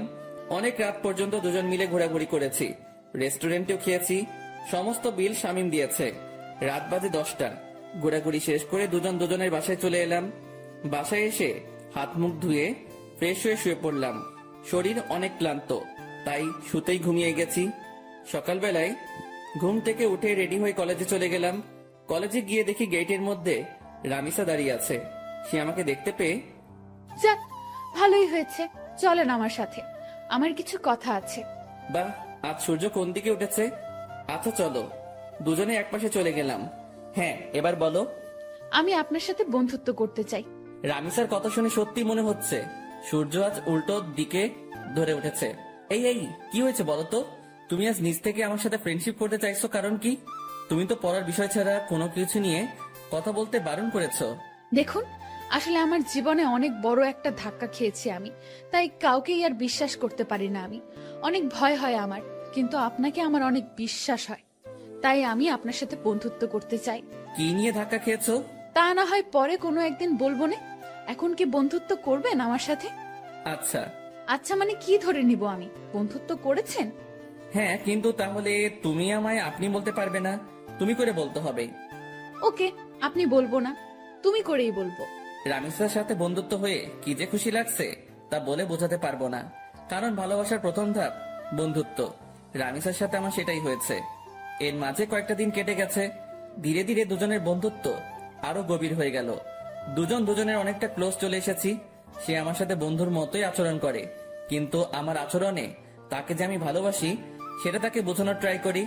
তবে সবকিছুর ভিড়ে মাফিয়া গার্ল আমার মন থেকে সরেনি। তাকে এখনো খোঁজ করে বেড়াচ্ছি আমি, কিন্তু কোনো খোঁজই পাইনি তার। তবে রামিসাকে আমার কিছুটা সন্দেহ হয়, কারণ তার হাতের কালো দাগটা মাফিয়া গার্লের সাথে মিলে। কিন্তু তাকে কখনো আমি কিছু জিজ্ঞেস করিনি, কারণ সে যদি না হয় পরে আরেক বিপাকে পড়তে হবে আমাকে। তবে যেদিন সত্যি মাফিয়া গার্লের খোঁজ পাবো সেদিন তাকে ধরবো। সেটা যদি রামিসাও হয় তাহলেও তাকে ধরবো। এভাবেই দিন কাটতে থাকে। একদিন সকালবেলা ঘুম থেকে উঠে কলেজে যাওয়ার জন্য ফ্রেশ হচ্ছি। ব্রাশ হাতে নিয়ে ওয়াশরুমে দাঁড়িয়ে দাঁড়িয়ে দাঁত ব্রাশ করছিলাম। হঠাৎই ওয়াশরুমের আয়নায় কিছু একটা চোখে পড়লো। ভালো করে লক্ষ্য করে দেখলাম আমার পিছন বরাবর মাস্ক পরে কেউ একজন দাঁড়িয়ে আছে। মাস্ক আর চেহারার আকৃতি দেখে বুঝতে বাকি রইল না আমার যে আমার পিছনে মাফিয়া গার্ল দাঁড়িয়ে আছে। আজ মাফিয়া গার্লের শেষ দিন, কেমন ঘটিয়ে দিব আজ মাফিয়া গার্লের। সাথে সাথে ঘাড় ঘুরিয়ে পিছনে তাকালাম, কিন্তু অবাক করা বিষয়, পিছনে কাউকে দেখতে পেলাম না। মিনিটের মধ্যে মাফিয়া গার্ল যেন কোথায় হাওয়া হয়ে গেল। কিরে, গেল কোথায় সে? সারা ওয়াশরুম চোখ বুলিয়ে দেখতে লাগলাম, কিন্তু কোথাও মাফিয়া গার্লকে দেখতে পেলাম না। মিনিটের মধ্যে কোথাও উদা হয়ে গেলাম মাফিয়া গার্ল। মাথায় তো কিছু খেলছে না। চার দেওয়ালের মাঝ থেকে হাওয়া কি করে হয়ে গেল সে? মাফিয়া গার্ল কি সত্যি এখানে এসেছিল, না আমি চোখে ধাঁধা খেয়েছি? নিজেকে চিমটি কেটে দেখলাম, না সত্যি তো এখানে কেউ নাই। তার মানে আমি ধাঁধা খেয়েছি। উফ আল্লাহ, এই মাফিয়া গার্লকে যে আমি কি করব তা আমি নিজেও জানি না। খালি সময়ের অপেক্ষায় আছি, সময়টা হোক একবার। তারপর তাড়াতাড়ি ফ্রেশ হয়ে বের হয়ে এলাম ওয়াশরুম থেকে। তারপর নাস্তা করে কলেজের উদ্দেশ্যে রওনা হলাম। কলেজে পৌঁছে রামিসার সাথে ক্লাসে চলে গেলাম। শামীম আজ কেন জানি কলেজে আসেনি। আমি আর রামিসা ক্লাস শেষ করে আড্ডা দিতে বসলাম একটা নির্জন জায়গায়। আচ্ছা আকাশ, তোমার একটা কথা বলি আমি। হ্যাঁ বলো। আচ্ছা, কোনোদিন যদি আমার সম্পর্কে এমন কোনো কিছু শোনো তুমি, যেটা তুমি কোনোদিন আমার থেকে এক্সপেক্ট করোনি। মানে কি, বুঝলাম না। আরে তেমন কিছু না, এমনিই বলো, যে তখন তোমার রিয়াকশন কেমন হবে। অবাক করা কোনো কিছু শুনলে তো অবাকই হব, কিন্তু কি শুনবো সেটা তো বলো। আরে বললাম তো তেমন কিছু না, এমনি মনে হলো কথাটা মনের মধ্যে, তাই জিজ্ঞেস করলাম। রামিসা, তোমার একটা কথা বলি প্লিজ, আমার থেকে কখনো কোনো কথা লুকিও না তুমি, কারণ তুমি জানো না যে তোমার জন্য আমার মনে কতটুকু জায়গা রয়েছে। না, লুকাবো না কোনো কথা। আচ্ছা রামিসা, আরেকটা কথা, আমি চাই তুমি আমার সাথে সারা জীবন থাকো। সারা জীবন কি করে থাকবো? আজ না হয় একই সাথে পড়ি দেখে এতটা মিল মহব্বত, কিন্তু একদিন না একদিন তো ছেড়ে যেতেই হবে। রামিসার কথা শুনে কলিজাটা মোচড় মেরে উঠল। আমি যেন কথাটা শোনার জন্য প্রস্তুত ছিলাম না। না, যত যাই হোক, রামিসা আমায় ছেড়ে যেতে পারে না। আমি আমার জীবনের বিনিময় হলেও তাকে আটকে রাখবো আমার কাছে। খপ করে রামিসার হাত চেপে ধরলাম। আই আকাশ, কি করছো কি? রামিসা না, তুমি আমায় ছেড়ে কখনো কোথাও যাবে না। আমি তোমায় কোথাও যেতে দিব না। যেদিন তোমায় প্রথম দেখি সেদিনই ভালোবেসে ফেলি তোমায়। প্লিজ, তুমি আমায় ছেড়ে কোথাও যাবে না। আই আকাশ, তোমার কি মাথা টাথা খারাপ হয়ে গেল নাকি? কি সব আবল তাবল বকতেছো? না, আমার মাথা খারাপ হয়নি। Ramisa, I love you. আমি তোমায় সত্যি অনেক বেশি ভালোবাসি। আকাশ, তোমার সত্যিই মাথা খারাপ হয়ে গেছে। তুমি আমার ব্যাপারে কোনো কিছুই জানো না, তা না জেনেও পাগলামি করছো। যখন সবটা জানবে তখন তুমি আমার চেহারাও দেখতে চাইবে না। না, আমি এত কিছু শুনতে চাই না। আমি ব্যাস তোমাকে চাই, আর কিছু দেখার সময় নেই আমার। আকাশ, আমায় তুমি ক্ষমা করো। আমি তোমাকে ভালোবাসতে পারবো না। তবে হ্যাঁ, তোমার ব্যাপার নিয়ে ভেবে দেখব। যদি মন থেকে কোনো সাড়া পাই তাহলে হ্যাঁ করব তোমাকে। কিন্তু আমার মনে হয় না যে আমার মন হ্যাঁ করবে, কারণ আমার জীবনের অনেক বড় একটা মাকসাদ আছে। আমার ফোকাস শুধু সেটা নিয়ে। এর মধ্যে নতুন করে প্রেম ভালোবাসা জন্ম নেবে না কখনো। রামিসা কি সব মাকসাদের কথা বলছে, কিন্তু আমার তো তাকে চাই, শুধুই তাকে চাই। না, আমি রামিসাকে নিজের করেই ছাড়বো, সেটা যে কোনো কিছু বিনিময় হোক। দরকার হয় আমার পুরনো রূপ ধারণ করব, তাও আমি রামিসাকে নিজের করে ছাড়বো। রামিসা, তোমার যত সময় লাগে তুমি নাও, তাও প্লিজ আমার তোমাকেই চাই। আকাশ, আমি বললাম তো আমি ভেবে দেখব। প্লিজ এমন পাগলামো করো না। আচ্ছা ঠিক আছে। হ্যাঁ চলো, এবার উঠা যাক। অনেকটা সময় হয়েছে, বাসায় যাওয়া দরকার। হ্যাঁ চলো। তারপর রামিসাকে বিদায় দিয়ে বাসায় চলে আসলাম। বাসায় এসে ফ্রেশ হয়ে খেয়ে দিয়ে নিত্যদিনের রুটিন ফ্লো করলাম। শুয়ে শুয়ে কিছুটা সময় ফেসবুকিং করব, তারপর ঘুমিয়ে পড়ব। আজকেও একটা অবাক করা কাণ্ড ঘটলো ফেসবুকে ঢোকার সাথে সাথে। আজকে মাফিয়া গার্ল আমার ফেসবুক অ্যাকাউন্ট হ্যাক করার চেষ্টা করেছে, কিন্তু করতে পারিনি, কারণ আমি টাইট সিকিউরিটি করে রেখেছি। কারোর বাপের সাধ্য নাই যে আমার অ্যাকাউন্ট হ্যাক করবে এখন। তৎক্ষণাৎ একটা মেইল আসলো মাফিয়া গার্ল নামক একটা ব্ল্যাঙ্ক জিমেইল থেকে। নিজেকে অনেক বড় কিছু ভাবিস তুই। আমিও দেখব তুই কতদিন নিজেকে গুটিয়ে রাখতে পারিস। মেইলটা দেখে চরম লেভেলের মেজাজ খারাপ হয়ে গেল। ইচ্ছে করছে মাফিয়া গার্লকে ধরে এনে কানের নিচে কয়েকটা লাগিয়ে দেই, কিন্তু তাকে পাবো কোথায়? তার কোনো ইনফরমেশনই তো আমার কাছে নেই। এদিকে রাগের মাত্রা আরো দ্বিগুণ হয়ে গেল। দাঁড়া, আজ তোর 12টা বাজাচ্ছি। এমন গালি দিব তোকে, তুই নিজে এসেই আমার কাছে ধরা দিবি। মাফিয়া গার্লের সেই জিমেলটাতে ক্লিক করলাম। জিমেলটাতে ক্লিক করতে সেটা উদাও হয়ে গেল, এরর দেখাচ্ছে। জিমেলটাতে ক্লিক করার পর আমার বুঝতে বাকি নেই যে সে আমায় ব্ল্যাঙ্ক জিমেল থেকে মেইল করেছে, যেটা মিনিট কয়েকের মধ্যে এরর হয়ে যায়। এটা দেখে আরো রাগ উঠে গেল। এবার আর নিজেকে কন্ট্রোল করে রাখতে পারলাম না, সাথে সাথে নিলয়কে ফোন দিলাম। হ্যাঁ ভাই বলেন। কাল সকালের আগে মাফিয়া গার্লের ডিটেলস এনে দিবি আমায়। ভাই এই কাজটা আমার দ্বারা হবে কিনা জানি না, তবে আমি আমার সবটা দিয়ে ট্রাই করব। আমি পারিসনি এই শব্দটি শুনতে চাই না। আমার মাফিয়া গার্লের ডিটেলস চাই, ওর রক্ত চুষবো আমি। তারপর ফোনটা রেখে দিলাম। মাফিয়া গার্ল এবার পালিয়ে যাবি কোথায় সেটা আমিও দেখব। তারপর সারা শরীর ভরা রাগ নিয়ে ঘুমিয়ে পড়লাম। বিকেল বেলায় ঘুম থেকে উঠে ফ্রেশ হয়ে কাকুর দোকানে চলে এলাম। কাকুর দোকানে বসে চা খাচ্ছি, তখনই পাশের কয়েকজন মানুষ বসে আলোচনা করছিল। আজ মাফিয়া গার্ল নাকি আবার লাইভে এসেছিল। লাইভে এসে শহরের নামকরা পলিটিশিয়ান ওবায়দুলকে নেক্সট টার্গেট বলে ঘোষণা করেছে। শুধু তাই নয়, আজও নাকি সে আগুনকে একটা মেসেজ দিয়েছে। আগুন যদি অতি শীঘ্রই তার সাথে যোগাযোগ না করে তাহলে সে শহরের সব কয়টা দুর্নীতিবাজকে একে একে মেরে ফেলবে। লোকগুলোর মুখে এসব শুনে মাথায় তো পুরো বাজ পড়েছে মতো অবস্থা। মাফিয়া গার্ল লাইভে এসে এত কিছু বলে গেল, অথচ আমি ঘুমিয়ে পুরো দুনিয়াদারি লাঠে উঠিয়ে দিয়েছি। না, এবার তো কোনো হ্যাস্ত করতে হবে, কারণ আমার জানা মতে ওবায়দুল তো কোনো খারাপ পলিটিশিয়ান না। তাকে কেন টার্গেট বানিয়েছে সে? আগে যাদের মেরেছে তারা না হয় খারাপ ছিল, কিন্তু ওবায়দুল তো তাদের মতন না। এসব নিয়ে ভাবছিলাম, তখনই একটা পরিচিত নাম্বার থেকে ফোন এলো। বাবা কেমন আছিস? হ্যাঁ মা, ভালো। তুমি কেমন আছো? তোকে ছাড়া কি করে ভালো থাকি বল? সেই কবে বাড়ি ছেড়েছিস? আজ কতদিন হলো তোকে দেখি না। মা, তোমার ছেলে মানুষ হওয়ার জন্য খারাপ মা হলো ছেড়েছে, তাতে কষ্ট পাওয়ার কি আছে? তোমাদের তো আরো খুশি থাকার কথা। সে যাই হোক না কেন, কিন্তু কোনো মা তার সন্তানকে এতদিন না দেখে ভালো থাকতে পারে? মা প্লিজ মন খারাপ করিও না, আমি খুব তাড়াতাড়ি বাড়িতে আসবো। বাবা খুব তাড়াতাড়ি না, কালকে তুই বাড়িতে আয়। মা কাল কি করে আসবো বলো, আমার ক্লাস চলছে তো। সেসব আমি জানি না, তুই কাল বাড়িতে আসবি। আম্মু প্লিজ এমন পাগলামো করে না, আমি বললাম তো আমি কয়েকদিনের মধ্যেই বাড়ি আসবো, তখন তুমি তোমার ছেলেকে মন ভরে দেখে নিও। আচ্ছা ঠিক আছে যা, কিন্তু খুব তাড়াতাড়ি আসবি বলে দিলাম কিন্তু। হ্যাঁ মা, খুব তাড়াতাড়ি আসবো, এবার রাখি কেমন। আচ্ছা। আম্মুর সাথে কথা বলে ফোনটা রেখে দিলাম। আজ কতদিন পর মায়ের সাথে কথা বললাম, আল্লাহ ভালো জানে সেই কবে বাড়ি ছেড়ে এসেছি, এখনো অব্দি বাড়ি যাইনি। মা আমায় দেখার জন্য কেমন উতাল পাতাল হয়ে আছে। না, কিছুদিনের মধ্যে একবার বাড়ি যাব আমি, কিন্তু আমি যেই কারণে বাড়ি ছেড়ে এসেছি সেটা এখনো হয়নি। বাসার লোক সবাই জানে আমি নিজের জীবন গোছানোর জন্য বাড়ি ছেড়েছি, কিন্তু এর পিছনেও যে একটা রহস্য লুকিয়ে আছে সেটা কেউ জানে না। তবে হ্যাঁ, আমি সাকসেস হয়ে ছাড়বো। তারপর নিজের বাসায় চলে এলাম।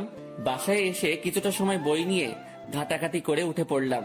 কোনো কিছুতেই যেন মন বসছে না, কারণ কখন সকাল হবে আর কখন নিলয় আমাকে মাফিয়া গার্লের ডিটেলস দিবে সেই চিন্তায় খালি মাথায় ঘুরঘুর করছিল। যাক, কোন রকমে খেয়ে দিয়ে ঘুমিয়ে পড়লাম রাতে। সকাল হলেও মাফিয়া গার্লকে সেটা আমি জেনে যাব। সকালবেলায় ঘুম থেকে উঠে মোবাইলটা হাতে নিলাম। ফোনটা হাতে নিয়ে দেখলাম নিলয় আমার কয়েকটা ছবি মেইল করেছে। তাড়াতাড়ি মেইলটা ওপেন করলাম। মেইল করা ছবিতে ক্লিক করতে যা দেখলাম তাতে তো পুরো দুনিয়াদারি চক্কর খেতে লাগলো আমার। কারণ ছবির মানুষটা আমার খুব পরিচিত, যেই মুখটার মুখোমুখি কয়েক হাজার বার হয়েছে আমি নিজের চোখকে বিশ্বাস করাতে পারছি না যে এই মেয়েই সেই মাফিয়া গার্ল যাকে আমি চোখের সামনে কয়েক হাজার বার দেখেছি, যার সাথে আমার চরম লেভেলের উঠা বসা। সাথে সাথে নিলয়কে ফোন লাগালাম। নিলয়, তুই শিওর তো যে এই মেয়ে মাফিয়া গার্ল? ভাই আজ পর্যন্ত আমার দেওয়া কোনো তথ্য কোনোদিন ভুল হয়েছে? না, হয়নি। কিন্তু এটা কি করে সম্ভব নিলয়? ঈশিতা কি করে এমনটা করতে পারে? ঈশিতা তো আমার কলেজ ফ্রেন্ড ছিল, যার সাথে দীর্ঘ কয়েক বছর কাটিয়েছি আমি। কলেজ লাইফ পুরোটাই তার সাথে কেটেছে আমার, কিন্তু সে পরবর্তীতে এমন ভয়ঙ্কর রূপ নিল কেন? আমার তো নিজের চোখকে বিশ্বাস করাতে অবাক লাগছে। না, হয়তো কোনো ভুল হচ্ছে নিলয় তোর। ভাই আমি 100% সিওরিটি দিয়ে বলতে পারবো এই মেয়ে মাফিয়া গার্ল, আর আমি পুরোপুরি শিওর হয়েই আপনাকে বলছি। ঈশিতা এমন করতে পারে শুনে মাথাটা পুরো গোলকধাঁধার মতন ঘুরপাক খাচ্ছে। ভাই আপনার হয়তো বিশ্বাস হচ্ছে না, কারণ সে আপনার সাথে দীর্ঘ কয়েক বছর কাটিয়েছে, কিন্তু সত্যি এটাই যে সে মাফিয়া গার্ল। ঠিক আছে, ঈশিতাই যদি মাফিয়া গার্ল হয় তাহলে তার 12টা বাজাচ্ছি আমি। ওর আরো কিছু তথ্য বল, কারণ তার সাথে আমার বছর 2 আগেই সমস্ত যোগাযোগ বিচ্ছিন্ন হয়ে গেছে, কারণ তারা বাসা পরিবর্তন করে অন্য কোথায় শিফট হয়ে গিয়েছে। এরপর আর কখনো যোগাযোগ হয়নি। ভাই এরপর আর কোনো তথ্যই আমি পাইনি, কারণ এই মেয়ে সব জায়গা থেকে তার ইনফরমেশন হটিয়ে নিয়েছে। তার থেকেও ভয়ঙ্কর একটা কাণ্ড করেছে সে। কি করেছে? ভাই এই মেয়ে প্লাস্টিক সার্জারি করে তার আগের চেহারা পরিবর্তন করে ফেলেছে। এই মেয়েকে এখন খুঁজে বের করা ইম্পসিবল আমার মতে, তবে আপনার দ্বারা হয়তো সেটা কষ্টের হবে না। কিন্তু ভাই মেয়ের মাথা ভয়ঙ্কর চাকর মতন চলাচল করে। গতকাল আপনি ফোন দেওয়ার পর আমি কম হলেও 50টার উপরে ছেলে লাগিয়েছি মাফিয়া গালের খোঁজ বের করার জন্য, কিন্তু অবশেষে সবাই খালি হাত ফিরেছে। কিন্তু একজন খালি তার কিছু ছবি কালেক্ট করেছে, তবে বর্তমান সময়ে সে দেখতে কেমন তার কোনো ছিটে ফোঁটা বা চিহ্ন খুঁজে পায়নি। আর হ্যাঁ ভাই, একটা কথা, এই মেয়ের নামের মতন তার কাজকর্মগুলো বেশ ভয়ঙ্কর, কারণ তার ইন্টারনেট ডাটাবেস আমি হ্যাক করে তথ্য বের করতে চেয়েছিলাম, কিন্তু কোনো মতে সেটা পসিবল হয় নাই। এই মেয়ে হ্যাকিং এরও মাস্টার। নীলার মুখ থেকে ঈশিতার এইরূপ কর্মকাণ্ডের কথা শুনে এবার আর জায়গায় স্থির থাকতে পারলাম না। নিলয় কি বললো ঈশিতার সম্পর্কে এগুলা? যেই মেয়ে কলেজ লাইফে থাকতে এতটা সাদাসিধা ছিল, তার মধ্যে কয়েক বছরের ব্যবধানে এতটা হিংস্রতা কি করে আসতে পারে? মাথায় তো কিছুই খেলছে না। আচ্ছা নিলয়, আমি ফোন রাখলাম, পরে কথা হবে তোর সাথে। আর শোন, মাফিয়া গার্লের খোঁজ চালু রাখিস। আচ্ছা ভাই। নিলয়ের সাথে কথা শেষ করে ঠাই সেই জায়গাটাতেই দাঁড়িয়ে আছি। আমার যেন নিজের কানকেই এখনো বিশ্বাস করাতে পারছি না যে ঈশিতাই বর্তমান জগতের সবচাইতে খাতারনাক মাফিয়া, যার ভয়ে বড় বড় নেতারা এখন আতঙ্কে আছে। 8 ঘন্টা নাগাদ একই জায়গায় দাঁড়িয়ে আছি। ঝাটকাটা মারাত্মক লেভেলের ছিল, তাই হয়তো এখনো ঘোর কেটে উঠতে পারিনি। অনেকটা সময় পর সেন্স ফিরে এলো। না, আমার এখন উতলা হলে চলবে না, আমাকে ঠান্ডা মাথায় কাজ নিতে হবে। এখন আগে নিজেকে শান্ত করি, পরে মাফিয়া গার্লকে নিয়ে ভাবা যাবে। ফ্রেশ হতে চলে গেলাম। একটু পর ফ্রেশ হয়ে বের হয়ে এসে নাস্তা করে কলেজের উদ্দেশ্যে রওনা হলাম। আজও শামীম কলেজে আসেনি। হারামিটার কি যে হয়েছে কে জানে। মাফিয়া গার্লের টেনশনে শামীমকে আর ফোন দেওয়া হয়নি। এদিকে রামিসাকেও দেখছি না। তোর না আসলো না আসুক, একসাথে এত টেনশন মাথায় বয়ে নিয়ে বেড়াতে পারবো না। আমি ক্লাসে চলে যাই। ক্লাসে চলে গেলাম। সেখানে গিয়ে দেখি রামিসা আগে থেকেই ক্লাসে এসে বসে আছে। আমি গিয়ে তার পাশের সিটে বসে পড়লাম। আকাশ, কি হয়েছে? তোমাকে এমন চিন্তিত দেখাচ্ছে কেন? কি হয়েছে কি? না, তেমন কিছু না। তেমন কিছু না বললে তো আর সমাধান হবে না। তোমার চেহারায় স্পষ্ট ফুটে উঠছে যে তুমি কিছু একটা নিয়ে বেশ চিন্তিত। কি হয়েছে বলো আমায়। নাকি আমার বিষয়টা নিয়ে টেনশন করছো? আমি তো বললাম ভেবে দেখবো। তাও কিসের চিন্তা? হ্যাঁ, আরে না রামিসা, সেসব কিছুই না। আমি এমনি বাসার ব্যাপার নিয়ে কিছুটা ঝামেলায় আছি, তাছাড়া কিছুই না। আরে তুমি টেনশন করিও না, সব ঠিক হয়ে যাবে। রামিসার কথার আর কোনো উত্তর দিলাম না। চুপচাপ বসে আছি। কারণ কি বা বলবো তাকে। আমার টেনশন যে অন্য জায়গায়, সেটা তো তাকে আর বলা যাচ্ছে না। তাই চুপচাপ থাকাই ভালো। এমন সময় স্যার ক্লাসে আসলো। স্যার এসে ক্লাস করাতে শুরু করলো। সেদিকে ফোকাস করলাম। ক্লাসটা শেষ করে বাসার দিকে রওনা দিয়েছি। পিছন থেকে রামিসা ডাক দিল, এই আকাশ, আজ এত তাড়াহুড়ো খাই যাচ্ছ? হ্যাঁ, আমার সাথে আজ কথা বলবে না বুঝি? আরে পাগল, সে সব কিছুই না। এমনি ভাবলাম বাসায় চলে যাই, তাই আর কি। বাহ, ভালোই তো। আমাকে ইগনোর করছো সেটা তো বেশ ভালোই বুঝছি আমি। রামিসা সত্যি সেসব কিছু না। তাহলে চলো ক্যান্টিনে বসে কফি খাবো। রামিসা আমায় জোর করে ক্যান্টিনে নিয়ে গেল। ক্যান্টিনে গিয়ে দুজন বসে বসে কফি খাচ্ছি। সে আমায় নানান কথা বলে হাসানোর চেষ্টা করছে, কিন্তু আমার ভিতরে তো দুনিয়ার সমস্ত টেনশন বিরাজ করছে। আকাশ, তুমি যদি এমন গাল ফুলিয়ে বসে থাকো তো কিন্তু খুব খারাপ হবে। সত্যিই কিন্তু আমি তোমাকে নিয়ে ভাববো না। এই না না, আমি আর গাল ফুলিয়ে বসে থাকবো না। তারপর নিজের অনিচ্ছা সত্ত্বেও রামিসার সাথে স্বাভাবিকভাবে কথা বলতে শুরু করলাম। আর সে আমাকে হাসানোর ট্রাই করছে। একটা সময় সত্যি হেসে দিলাম। মেয়েটার আসলে অসাধারণ গুণ আছে।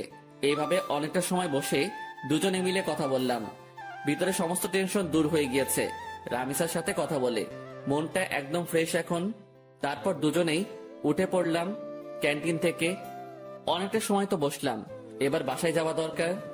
আচ্ছা, তাহলে কাল আবার দেখা হচ্ছে আমাদের। হ্যাঁ। রামিসার সাথে কথা শেষ করে বাসার দিকে রওনা হলাম। অনেকটা শান্ত আছি এখন। না, এখন আর নিজেকে উত্তেজিত করা যাবে না। একদম শান্তভাবে কাজ বের করব এখন।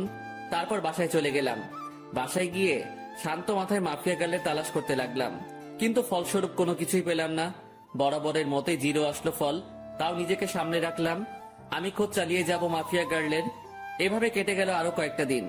একদিন দুপুর বেলায় খেয়ে দিয়ে শুয়ে শুয়ে টিভিতে খবর দেখছিলাম। তখনই আরেকটা ভয়ঙ্কর নিউজ দেখতে পেলাম। মাফিয়া গার্ল আরেকটা হেডলাইন রটিয়ে দিয়েছে। সে পলিটিশিয়ান ওবায়দুলের খেইল খতম করে দিয়েছে। সে পলিটিশিয়ান ওবায়দুলকে মেরে তার লাশ বাসডগার উপরে ঝুলিয়ে রেখেছে। এই ঘটনার পর প্রশাসন পুরোপুরি ফায়ার হয়ে গেছে মাফিয়া গার্লের উপরে। দেশের মানুষ সবাই জানে যে মাফিয়া গার্ল 2 নাম্বার মানুষদের খেইল খতম করছে। কিন্তু তারপরেও প্রশাসন তো আর চুপ থাকতে পারে না। কারণ সাজা দেওয়ার হলে দেশের প্রশাসন দিবে। দেশে আইন কানুন বলতেও অনেক কিছু রয়েছে, কেউ তো আর তার ঊর্ধ্বে যেতে পারে না। প্রশাসন পুরো হাত পা বেঁধে নেমেছে মাফিয়া গার্লকে খোঁজার জন্য।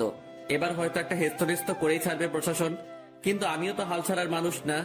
প্রশাসন মাফিয়া গার্লকে খুঁজে বের করার আগে আমি তাকে খুঁজে বের করব, কারণ আমার তাকে আগে চাই। তাড়াতাড়ি নিলয়কে ফোন দিলাম আবার। সে হয়তো কোনো ক্লু দিতে পারবে আমায়। এতদিনে হয়তো কিছু হলেও হাতে এসেছে তার। ভাই দুঃখিত, এখনো আমি মাফিয়া গার্লের কোনো খোঁজ পাইনি, আর আমার মনে হয় না যে আমি তার কোনো খোঁজ বের করতে পারবো। আচ্ছা ঠিক আছে, তাও তুই খোঁজ জারি রাখ। তারপর ফোনটা রেখে দিলাম। এবার সত্যি মনে হচ্ছে আমার মাঠঘাট বেঁধে নামতে হবে, কারণ এরপর আর অপেক্ষা করলে প্রশাসনের হাতে মাফিয়া গার্ল ধরা পড়বে। কারণ মাফিয়া গার্ল যত যাই করুক না কেন, সে একটা ভুল কাজ করেছে তার কোড দিয়ে। এটা দিয়ে মাফিয়া গার্লের সন্ধান বের হওয়ার 30% সম্ভাবনা রয়েছে। আমিও হয়তো চেষ্টা করলে বের করতে পারবো, কিন্তু আমার কাছে বর্তমানে এমন ভালো স্পিড ইন্টারনেট নাই। সো আমি আমার চাকুওয়ালা মাথা চালাবো। শান্ত মাথায় ভাবতে থাকলাম শুরু থেকে সবকিছু। আমার খোঁজ কত দূর গিয়েছে সবটাই আবার পুনরায় ভাবতে লাগলাম যে মাফিয়া গার্লের খোঁজ করায় কোনো দিকে কমতি রেখেছে কিনা, বা কোনো কিছু আমার থেকে ছুটেছে কিনা। তখন মাথায় আসলো রামিসার কথা। তাকে তো শুরুতে আমার একটু সন্দেহ হয়েছিল, কিন্তু এরপর তাকে আর ঘেটে দেখিনি। না, এবার রামিসাকে নিয়ে রিসার্চ করব, কিন্তু কোথা থেকে শুরু করব ভেবে পাচ্ছি না। এর মধ্যে মাফিয়া গার্ল আবারও লাইভে আসার ডেট দিল। হ্যাঁ, পেয়েছি। এবার মাফিয়া গার্লের লাইভ করার সময় আমি রামিসার সাথে থাকবো। সে যদি মাফিয়া গার্ল হয় তাহলে তো তখন সে লাইভ করতে পারবে না, বা আমার সাথে সেই সময় থাকতে বাহানা দেখাবে। তখন সেটা দেখেই যা বোঝার বুঝে নিব। পরের দিন মাফিয়া গার্ল আগের টাইমের ন্যায় ঠিক 3টায় লাইভে আসবে বলেছে। এদিকে আমি রামিসাকে ফোন দিয়ে বলেছি যে সে যেন আগামীকাল দুপুর 3টায় আমার সাথে দেখা করে। একটা জরুরি কাজ আছে তার সাথে আমার, তাকে বিশেষ কিছু বলার আছে আমার। সে সরাসরি না করে দেয়। না, কাল দুপুর 3টায় আমার একটা বিশেষ কাজ আছে, তখন তোমার সাথে কোনোভাবেই আমি দেখা করতে পারবো না। রামিসার কথা শুনে খটকা লাগলো মনের ভিতরে। তার মানে কি আমার ধারণাই ঠিক? রামিসাই সেই ক্রিমিনাল যাকে পুরো দেশের প্রশাসন মিলে বাতি লাগিয়ে খুঁজছে। ও মাই গড, মাফিয়া গার্ল এতদিন আমার চোখের সামনে ছদ্মবেশ নিয়ে ঘুরছে, অথচ আমি তাকে চিনতেই পারিনি। না, এবার একটা হেস্তনেস্ত করতেই হবে। এবার রামিসাকে ধরার পালা এসে গেছে। মাফিয়া গার্ল এবার পালাবে কোথায়? এসব নিয়ে ভাবছিলাম, ঠিক তখনই রামিসা আমাকে আবার ফোন দিয়ে বড়সড় একটা শর্ট খাইয়ে দেয়। আচ্ছা ঠিক আছে আকাশ, আমরা কাল 3টা বাজে দেখা করব। তবে হয়তো আমার কলেজে আসা হবে না কাল, বাসায় কিছু কাজকর্ম বাকি আছে। রামিসার কথা শুনে থতমত খেয়ে গেলাম। একটু আগে সে বলল কোনোভাবেই কাল 3টায় দেখা করা সম্ভব না, আবার এখন বলছে কাল 3টায় দেখা করবে। এদিকে আমি রামিসাকে নিয়ে কত কিছু ভেবে বসলাম। তাহলে কি রামিসা মাফিয়া গার্ল না? ও আল্লাহ, মাথা পুরো জ্যাম খেয়ে আছে। মাফিয়া গার্ল যদি কাল 3টার সময় লাইভ করে আর এদিকে রামিসা আমার সাথে থাকে, তাহলে তো রামিসা মাফিয়া গার্ল না। আমার সন্দেহটা তাহলে পুরোপুরি ভুল হবে না। আর ভাবতে পারছি না আমি কি সব ঘটছে আমার সাথে। একটা সূত্র ধরে 2 কদম এগিয়ে যাচ্ছি, কিন্তু পরবর্তীতে নিরাশ হয়ে 4 কদম পিছনে চলে আসছি। মাথা পুরো আগুনের মতন গরম হয়ে আছে। ফোনটা বালিশের পাশে রেখে ঘুমিয়ে পড়লাম। বিকেলবেলা ঘুম থেকে উঠে হাঁটতে বের হলাম। বের হওয়ার আগে বেশ কয়েকবার শামীমকে ফোন দিয়েছি, কিন্তু সে রিসিভ করেনি। কাকুর দোকানে বসে চা খাচ্ছিলাম, তখন শামীম ফোন দিল। কিরে, ফোন দিয়েছিলি মনে হয়? হ্যাঁ, দিয়েছিলাম। আচ্ছা, তোর কি হয়েছে বলতো? আজ কতদিন হয়ে গেল তুই ক্লাসে আসছিস না, তার উপরে কোনো খবর সবর নাই। আরে, বাসায় একটা সমস্যা হয়েছে ছোট বোনকে নিয়ে, তাই কিছুদিন কলেজ আসিনি। সমস্যাটা কেটে উঠতে হয়তো আরো কয়েকটা দিন লাগবে, তারপর কলেজ আসবো। ও আচ্ছা, তাহলে তুই আগে সমস্যা সমাধান কর, পরে না হয় কলেজে আসিস। ওকে বন্ধু। শামীমের সাথে কথা বলে ফোনটা রেখে দিলাম। তারপর কাকুর দোকান থেকে উঠে বাসায় চলে আসলাম। অপেক্ষায় আছি কালকের দিনের। কোনো মতে আজকের দিনটা পার করে দিলাম। পরের দিন কলেজে চলে গেলাম। রামিসা আজ ক্লাসে আসবে না, তারও নাকি বাসায় কি কাজ বাকি আছে, তাই আজ আমার একাই কাটাতে হবে কলেজে। কোনোভাবে কলেজ টাইম শেষ করে বাসায় চলে এলাম। তারপর বাসায় এসে ফ্রেশ হয়ে খেয়ে দিয়ে রামিসাকে ফোন দিলাম। হ্যাঁ, কোথায় দেখা করবে বলো? কলেজ মাঠে আসো। আমিও বাসা থেকে বের হয়ে সেখানে আসছি। ওকে। আমি শার্ট পরে কলেজ মাঠে চলে গেলাম। সেখানে গিয়ে ঘাসের উপরে বসে আছি। 3টা বাজতে আর মিনিট 5 বাকি। এমন সময় রামিসাও চলে আসলো। আচ্ছা বলো তো, হঠাৎ আমার সাথে এমন কি জরুরি কথা বলবে যার কারণে আজ এই অসময়ে এখানে আসতে বললে? বলবো, একটু ওয়েট করো। আমি বাসার থেকে আসার সময় রামিসাকে নিয়ে অনেক কিছু ভেবে এসেছি। কেন, এখন বললে কি হবে? আরে একটু বসো না, এত অস্থির হচ্ছ কেন? একটু পরেই বলবো। এখন আগে মাফিয়া গার্লের লাইভ দেখবো। 3টা বাজতে চলেছে। রামিসা আমার মুখে মাফিয়া গার্লের কথা শুনে চোখ পাকিয়ে তাকিয়ে আছে আমার দিকে। কি হলো, এভাবে চোখ পাকিয়ে তাকিয়ে আছো কেন? আকাশ, হঠাৎ তোমার মাফিয়া গার্লকে নিয়ে এত মাথা ব্যথা উঠলো কেন? আরে না, কিসের মাথা ব্যথা? মাফিয়া গার্ল আজ লাইভে আসবে বলেছে। সবাই তার লাইভ দেখার জন্য বসে আছে, তাই আমিও দেখবো বলে ভেবেছি। ও আচ্ছা, পাশে এসে বসো। দুজন মিলে মাফিয়া গার্লের লাইভ দেখি। রামিসা এসে আমার পাশে বসলো, আর আমি মোবাইলটা হাতে নিয়ে মাফিয়া গার্লের ইউটিউব লিংকে ক্লিক করে সেখানে ঢুকে পড়লাম। 3টা বাজতেই মাফিয়া গার্ল লাইভে চলে আসলো। মাফিয়া গার্লের লাইভ দেখে আমি রামিসার দিকে হাঁ করে তাকিয়ে আছি। নিজের ভিতরে কেমন যেন একটা খারাপ লাগা কাজ করছে। আমি রামিসাকে নিয়ে কত কি না ভেবে ফেলেছিলাম, কিন্তু পরিশেষে সবটাই মিথ্যা প্রমাণ হলো। আর সত্যি যদি রামিসা মাফিয়া গার্ল হতো, তাহলে সে লাইভে আসতে পারতো না এই সময়ে, কারণ রামিসা আমার পাশে বসে আছে। সে একই সময় দুই জায়গায় দুই রকম কর্মকাণ্ড কি করে করবে? দেখ, নিজের উপরে চরম লেভেলের রাগ হচ্ছে। সিধা সাদা একটা মেয়েকে নিয়ে আমি কত বাজে ভাবনা করেছি। এই কি হলো, তোমার মন কোন দিকে? হ্যাঁ, তুমি না বললে মাফিয়া গার্লের লাইভ দেখবে? সে তো লাইভে এসে বকবক করছে, কিন্তু তোমার তো কোনো খবরই নাই। রামিসার ডাকে হুঁশ ফিরে আসলো। দেখবো তো। তারপর মাফিয়া গালে লাইভ দেখায় ফোকাস করলাম। সে তার ইন্ট্রোডাকশন নিয়েই যাচ্ছে। আমি আপনাদের আগেও বলেছি, এবারও বলছি, আমার কোনো খারাপ মাকসাদ নেই। আমার মূল মাকসাদ হচ্ছে যারা দেশের নাম বেচে বেচে খায় তাদের হাতে হারিকেন ধরিয়ে দেওয়া, আর আমি সেটাই করছি। শুধু তাই নয়, এবার দেশের মধ্যে যত কয়টা গ্যাংস্টার টিম আছে তাদের সব কয়টাকে আমি মৃত্যুর চৌকাঠেয় পৌঁছাইয়ে দিব। শান্তশিষ্টভাবে দেশ চলবে, কোনো ধরনের টিম আর থাকবে না। মাফিয়া খুফিয়া সব আমি ধুলোয় মিশিয়ে দিব। আর আগুন, আপনার মুখোমুখি হওয়ার ইচ্ছা আমার বহুদিন আগে থেকেই, অনেক আগ থেকেই শুনে এসেছি আগুনের নাম। যেই আগুন নাকি সত্যি এক সময়ের খতরনাক খেলাড়ি ছিল, যার নাম শুনলে এখনো নাকি অনেকের প্যান্ট ঢিলা হয়ে যায়। আমি চাই আপনার মুখোমুখি হতে, আমি চাই মানুষরূপী আগুনটাকে নিজের চোখে দেখতে। সো আপনি আমার মনের খয়াসটা পূরণ করে দিন। না হয় আমার যদি আপনাকে খুঁজে বের করতে হয়, সেদিন কিন্তু বাঘে সিংহের লড়াই হয়ে যাবে। সেদিন কিন্তু নিজের ক্রোধকে দমিয়ে রাখতে পারবো না। সেদিন নির্ঘাত আপনি আমার হাতে মারা পড়বেন। এটা কোনো হুমকি না, তবে হুমকির চাইতেও কম না। আপনি হতে পারেন এক সময়ের সর্বসেরা খিলাড়ি, কিন্তু মাথায় রাখবেন বর্তমান সময়ের নাম করা মাফিয়া গার্ল আমি। সো ভালোই ভালোই আপনার দর্শন করিয়ে দিন। এবারের মতন লাইফ সমাপ্ত করলাম। তারপর মাফিয়া গার্ল লাইভ কেটে চলে গেল, কিন্তু আমার মাথায় তো পুরো দাউ দাউ করে আগুন জ্বলতে শুরু করলো মাফিয়া গার্লের কথা শুনে। সত্যি, এখন যদি মাফিয়া গার্লকে চোখের সামনে পেতাম তাহলে হয়তো তার মন্ডিটা আলাদা করে ফেলতাম। রাগে নাক টান দিয়ে ধোয়া বের হচ্ছে। আই আকাশ, কি হলো তোমার? তোমার চেহারার 12টা বেজে আছে কেন? আরে না, তেমন কিছুই না।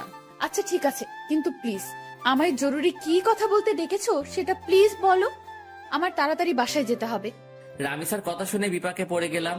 আল্লাহ, এখন রামিসাকে কি বলবো আমি? কারণ তাকে তো পরীক্ষা করার জন্য ডেকেছিলাম, কিন্তু সে তো পরীক্ষায় পাশ করেছে, আর আমার ধারণা মিথ্যা প্রমাণ হয়েছে। কি হলো, কথা বলছো না যে? আসলে রামিসা, তোমায় ডেকেছিলাম কেন জানি বলে মাথায় চুলকাতে শুরু করলাম। হ্যাঁ, কেন বলো? আসলে রামিসা প্লিজ, আমি তোমায় অনেক বেশি ভালোবাসি। তোমায় ছাড়া আমার থাকতে কষ্ট হয়। প্লিজ তুমি আমায় অ্যাকসেপ্ট করে নাও এখনই। আমার আর থাকতে ইচ্ছে করে না একা একা। গটগট করে বানিয়ে বানিয়ে অনেকখানি কথা বলে দিলাম। বানিয়ে বানিয়ে বলতে কথাগুলো সত্য, কারণ আসার সময় ভেবে এসেছিলাম যে রামিসা যদি মাফিয়া গার্ল না হয় তাহলে তার হাত আমি শক্ত করে সারা জীবনের জন্য ধরে বসবো। আকাশ, এটা বলতে তুমি আমাকে এখানে ডেকেছো? হ্যাঁ। আমি না তোমায় বললাম যে আমার সময় চাই? আমার মন সাড়া দিলে আমি তোমায় বলবো। প্লিজ রামিসা, এখন রাজি হয়ে যাও। সময় টময় নিও না আর। তুমি বোঝো না কেন আমার খুব কষ্ট হয় তোমাকে ছাড়া। আমার তোমাকে চাই। প্লিজ রাজি হয়ে যাও না। Please please please. আচ্ছা আচ্ছা থামো, যাও, রাজি হব, কিন্তু তার আগে তোমাকে আমায় একটা কথা দিতে হবে। কি কথা? যত যাই হোক না কেন, কোনো দিন তুমি আমার হাত ছাড়তে পারবে না। কোনো দিন তুমি আমায় ভুল বুঝতে পারবে না। সব সময় আমার পাশে ছায়ার মতন থাকতে হবে তোমাকে। যত বিপদ আপদে আসুক না কেন, আমাকে কখনো একা লড়াই করার জন্য ছাড়তে পারবে না তুমি। তুমিও আমার সাথে সেই লড়াইয়ে সামিল হবে। পারবা এসব কথা রাখতে? রামিসা, আমি তোমার সব কথা রাখতে পারবো। নিজের জীবনে সবটুকু দিয়ে তোমায় আমি আগলে রাখবো। দুনিয়ার কোনো শক্তি আমার থেকে তোমাকে আলাদা করতে পারবে না। আমি আমার সবটা দিয়ে তোমায় রক্ষা করব। কোনো বিপদ আসলে তোমাকেও লাগবে না। তার মোকাবেলা আমি আকাশ একাই করব। কথা দিলাম তোমায়। এমন একটা মানুষই চেয়েছিলাম আমি জীবনে। প্লিজ তুমি আমায় কখনো ছেড়ে যেও না। না, কলিজা ছেড়ে যাব না বলে রামিসাকে নিজের বুকে টেনে নিলাম। আর একটা কথা, প্লিজ আকাশ, তুমি আমায় জীবনের সমস্ত অন্ধকার দূর করে দিয়ে আলোয় ভরিয়ে দিও। হ্যাঁ কলিজা, সব অন্ধকার দূর করে দিয়ে তোমার জীবন আলোয় ভরিয়ে দিব আমি। রামিসা আর কোনো কথা বলল না। সে আমার বুকে চুপচাপ পড়ে আছে। অনেকটা সময় দুজন এভাবে ঘাসের উপরে বসেছিলাম আমরা। তারপর সেখান থেকে উঠে এলাম। আকাশ, আমার তাড়াতাড়ি বাসায় যেতে হবে। আচ্ছা চলো, তোমায় ছেড়ে দিয়ে আসি। না, তা লাগবে না, তুমি বাসায় চলে যাও, আমি একা একা যেতে পারবো। আচ্ছা ঠিক আছে। তারপর রামিসাকে গাড়িতে তুলে দিয়ে আমি বাসায় চলে এলাম। খুব খুশি লাগছে আজকে। বাসায় এসে হাত মুখ ধুয়ে কিছু খেয়ে নিলাম। তারপর ফোনটা হাতে নিয়ে শুয়ে শুয়ে ফেসবুকিং করছি। তখনই লক্ষ্য করলাম কেউ একজন আবারও আমার ফেসবুক আইডি হ্যাক করার চেষ্টা করছে। আমি শিওর যে এটা মাফিয়া গার্লের কাজ। মেজাজটা আবারও বিগড়ে গেল। এই মাফিয়া গার্লকে পেলে যে আমি কি করব তা আল্লাহ ভালো জানে। কিন্তু দুঃখের বিষয়, তাকে তো আমি ধরতেই পারছি না। তখন একটা বুদ্ধি মাথায় আসলো। সাথে সাথে ফেসবুক থেকে সমস্ত সিকিউরিটি হাটিয়ে ফেললাম আমার। এবার আমি মন থেকে চাইছি যে মাফিয়া গার্ল আমার আইডি হ্যাক করুক। কারণ গতবার যখন মাফিয়া গার্ল আমার আইডি হ্যাক করে, তখন তার থেকে আমি আইডি উদ্ধার করার সময় একটা জিনিস লক্ষ্য করেছিলাম, যে লগিং অ্যান্ড সিকিউরিটিতে ব্রাউজারের লোকেশন একবার এক জায়গায় দেখাচ্ছিল। কতক্ষণ ফিনল্যান্ড, কতক্ষণ সুইজারল্যান্ড, কতক্ষণ ফিলিস্তিন, মোট কথা সেকেন্ড 2 বার তার লোকেশন পরিবর্তন হচ্ছিল। কিন্তু তখন আমি একটা বোকামো করেছিলাম। আমি চাইলে তখনই তার লোকেশন বের করতে পারতাম, কারণ যে ভিপিএন দিয়ে সে তার লোকেশন পরিবর্তন করছে সেটা এক সময় গিয়ে তার অরিজিনাল লোকেশন দেখায়। আর সে যেহেতু বাংলাদেশের, সেখানে একবার হলেও বাংলাদেশের লোকেশন দেখাবে। হ্যাঁ, এবার এই সুযোগটাই কাজে লাগবো। সে আমার আইডি হ্যাক করে যখনই আইডিতে প্রবেশ করবে, তখনই তার লোকেশন আমি বের করে ফেলবো। তাই আইডির সিকিউরিটি একটু কমিয়ে দিলাম, কিন্তু এতটাও কমাইনি যে সে পুরোপুরি আমার অ্যাকাউন্ট তার আয়ত্তে করে নিবে। সিকিউরিটি কমিয়ে মাফিয়া গার্লের জন্য অপেক্ষা করতে লাগলাম, কিন্তু সে এবার আমার আইডি হ্যাক করলো না। রাত 12টা পর্যন্ত অপেক্ষা করলাম, কিন্তু সে আমার আইডির দিকে ফিরেও তাকায়নি। কিন্তু আমি শিওর যে সে রাতে আমার আইডি হ্যাক করার ট্রাই করবে। ওকে বাছাধন, তুমি রাতে ট্রাই করিও, আমি সকালবেলা এসে খেলা দেখাবো। এখন ঘুমাতে চললাম। তারপর মোবাইলটা বালিশের পাশে রেখে ঘুমিয়ে পড়লাম। সকালবেলা ঘুম থেকে উঠে মোবাইলটা হাতে নিয়ে দেখি মাফিয়া গার্ল আমার আইডি হ্যাক করে নিয়েছে। এবার পালাবি কোথায় মাফিয়া গার্ল তুই? এবার খেলা দেখাবো তোকে। অনেক কষ্টের বিনিময়ে মাছ জালে আটকা পড়েছে। এবার আর ছাড়াছাড়ি নাই, ছাই দিয়ে হলেও তাকে ধরবো এবার আমি। পাগলের সাথে পাগলামি না করলে তার চাল বোঝা যায় না, আর আমিও সেটা করেছি। এজন্যই বাবা তোমার জন্য স্পেশালি একটা গান বানিয়েছে, যে বাবা তোমার দরবারে সব পাগলের খেলা। তাড়াতাড়ি করে লোকেশন চেক করলাম। যেমনটা ভেবেছিলাম ঠিক তেমনটাই হয়েছে। লোকেশন প্রতি সেকেন্ডে 2 বার করে টানটি পরিবর্তন করছে। চোখ পাকিয়ে তাকিয়ে আছি লোকেশনের দিকে। একটা সময় গিয়ে বাংলাদেশের এক্স্যাক্টলি লোকেশনটা দেখালো। লোকেশন দেখে তো আমার মাথায় পুরো বাজ পড়ছে মতন অবস্থা। লোকেশন রামিসার এরিয়ায় দেখাচ্ছে। তার মানে রামিসাই সেই ক্রিমিনাল। সরি, রামিসা না ঈশিতা। কিন্তু আমার একটা জিনিস মাথায় কাজ করছে না, যে সে তার সমস্ত আইডেন্টিটি কেন হাইড করেছে, আর কেনই বা এই পথে নেমেছে সে। না, আমি আর ভাবতে পারছি না রামিসা কি করে এত বড় মাপের খেলা খেললো। আমার তো মাথায় কিছুই খেলছে না। আর ওই এলাকাতে তো এমন কেউ নাই যাকে আমার সন্দেহ হয়। যাকে সন্দেহ হয় সে একমাত্র রামিসা। এবার আবার পুরোপুরি সন্দেহ দূর হয়ে গেল। 99% শিওর হয়ে গেলাম রামিসাই সেই মাফিয়া গার্ল। এবার খালি রামিসার মুখ থেকে শোনা বাকি। তাড়াতাড়ি উঠে ফ্রেশ হয়ে নাস্তা করে সেই লোকেশনে চলে গেলাম। আজ হয়তো আর কলেজে যাওয়া হবে না। সেখানে গিয়ে চিরুনি তল্লাশি চালালাম। ঠিক তখনই রামিসা আমায় ফোন দিল। আকাশ, কোথায় তুমি? আজ কি কলেজে আসবে না? হয়তো আসবো না, কারণ বিশেষ একটা কাজে এসেছি একটা জায়গায়। কিসের বিশেষ কাজ আকাশ? মাফিয়া গার্লকে ধরে ফেলেছি আমি। কি আকাশ, কি সব বলছো তুমি উল্টাপাল্টা? হ্যাঁ, তোমার কি মাথা ঠিক আছে? হ্যাঁ, আমার মাথা ঠিক আছে। মাফিয়া গার্লকে দেখার অনেক দিনের ইচ্ছা আমার। আমি তাকে ধরতে সক্ষম হয়েছি। আকাশ, আমি বারণ করছি, তুমি কোনো মাফিয়া টাফিয়া গার্লের পেছনে ছুটবে না। সে অনেক খতরনাক, যে কোনো সময় তোমার ক্ষতি করে দেবে সে। রামিসা বাবুনি, আমায় নিয়ে তুমি ভয় পেও না। আমিও এতটা কাঁচা খেলোয়াড় না। আকাশ, আমি তোমায় বারণ করেছি, তো সব কিছুই তুমি করতে যাবে না। আর তুমি এখন যেখানেই আছো সেখান থেকে সোজা কলেজে আসবে। ওকে, ঠিক আছে। তারপর ফোনটা রেখে দিয়ে রামিসার এলাকা থেকে কলেজে চলে গেলাম। যদিও কলেজে যাচ্ছি, কিন্তু ক্লাস আর করা হবে না, কারণ কলেজ করার প্রিপারেশন নিয়ে ঘর থেকে বের হইনি আমি। তাই আজ ক্লাস করব না। কলেজে গিয়ে রামিসার সাথে কথা বলে চলে আসব। কলেজের সামনে পৌঁছে গিয়েছি প্রায়। ভিতরটা ধুপধুপ করছে। আমি কি সরাসরি রামিসাকে জিজ্ঞেস করব, নাকি চুপচাপ হয়ে থাকবো? সেটা নিয়ে দ্বিধাদ্বন্দ্বে আছি। কারণ জিজ্ঞেস করলে যদি সে স্বীকার না করে, কিন্তু আমার তো তার মুখ থেকে সমস্ত সত্যিটা জানা চাই। অনেকটা সময় ভেবে একটা সিদ্ধান্ত নিলাম, না, কিছুই জিজ্ঞেস করব না। মোটামুটি যখন শিওর আমি, তখন আরেকটু সময় অপেক্ষা করি। তারপর মাস নিজেই বড়শিতে এসে ধরা দিবে। কলেজে চলে এসেছি। রিক্সা থেকে নেমে ভাড়া পে করে ভিতরে চলে গেলাম। ক্লাস শুরু হয়ে গিয়েছে, কিন্তু রামিসা এখনো ক্লাসে যায়নি। সেই গেটের সামনে দাঁড়িয়ে আছে আমার জন্য। আসতে এত সময় লাগে তোমার? হ্যাঁ, আরে রিক্সা পেতে একটু দেরি হয়ে গিয়েছিল। হয়েছে, চলো এবার। কোথায় যাব? আর তুমি ক্লাসে যাওনি কেন? আজ ক্লাস করব না, তোমার সাথে বসে বসে আড্ডা দিব। আচ্ছা চলো। দুজনে গিয়ে কলেজের পাশে একটা ফাঁকা জায়গা আছে, সেখানে গিয়ে বসলাম। রামিস আমার কাঁধে মাথা রেখে হেলান দিয়ে বসে আছে। আকাশ প্লিজ, তুমি মাফিয়া গার্লের খোঁজ করা ছেড়ে দাও। আমি শুনেছি সে অনেক খতরনাক। সে যদি তোমার ক্ষতি করে দেয়, প্লিজ তুমি মাফিয়া গার্লের খোঁজ করা ছেড়ে দাও। আর তাছাড়া সে তো দেশের ভালোর জন্যই সব করছে, বলো। রামিসার কথা শুনে হাসবো না কাঁদবো সেটা বুঝে উঠতে পারছি না। তবে রামিসার কথা শুনে আরো সিউরিটি পেয়ে গেলাম যে মাফিয়া গার্লকে। কারণ যেই মেয়ে মাফিয়া গার্লের টপিক বাদ দিতে চাইতো সব সময়, সে আজ খুঁটে খুঁটে মাফিয়া গার্লের প্রসঙ্গ উঠাচ্ছে। রামিসার সমস্যা কোথায় সেটা আমার বুঝতে বাকি নেই। আর তাছাড়া মাফিয়া গার্লকে তো আমি খুঁজে বের করে ফেলেছি। সে এখন আমার কাঁধে মাথা রেখে শুয়ে আছে।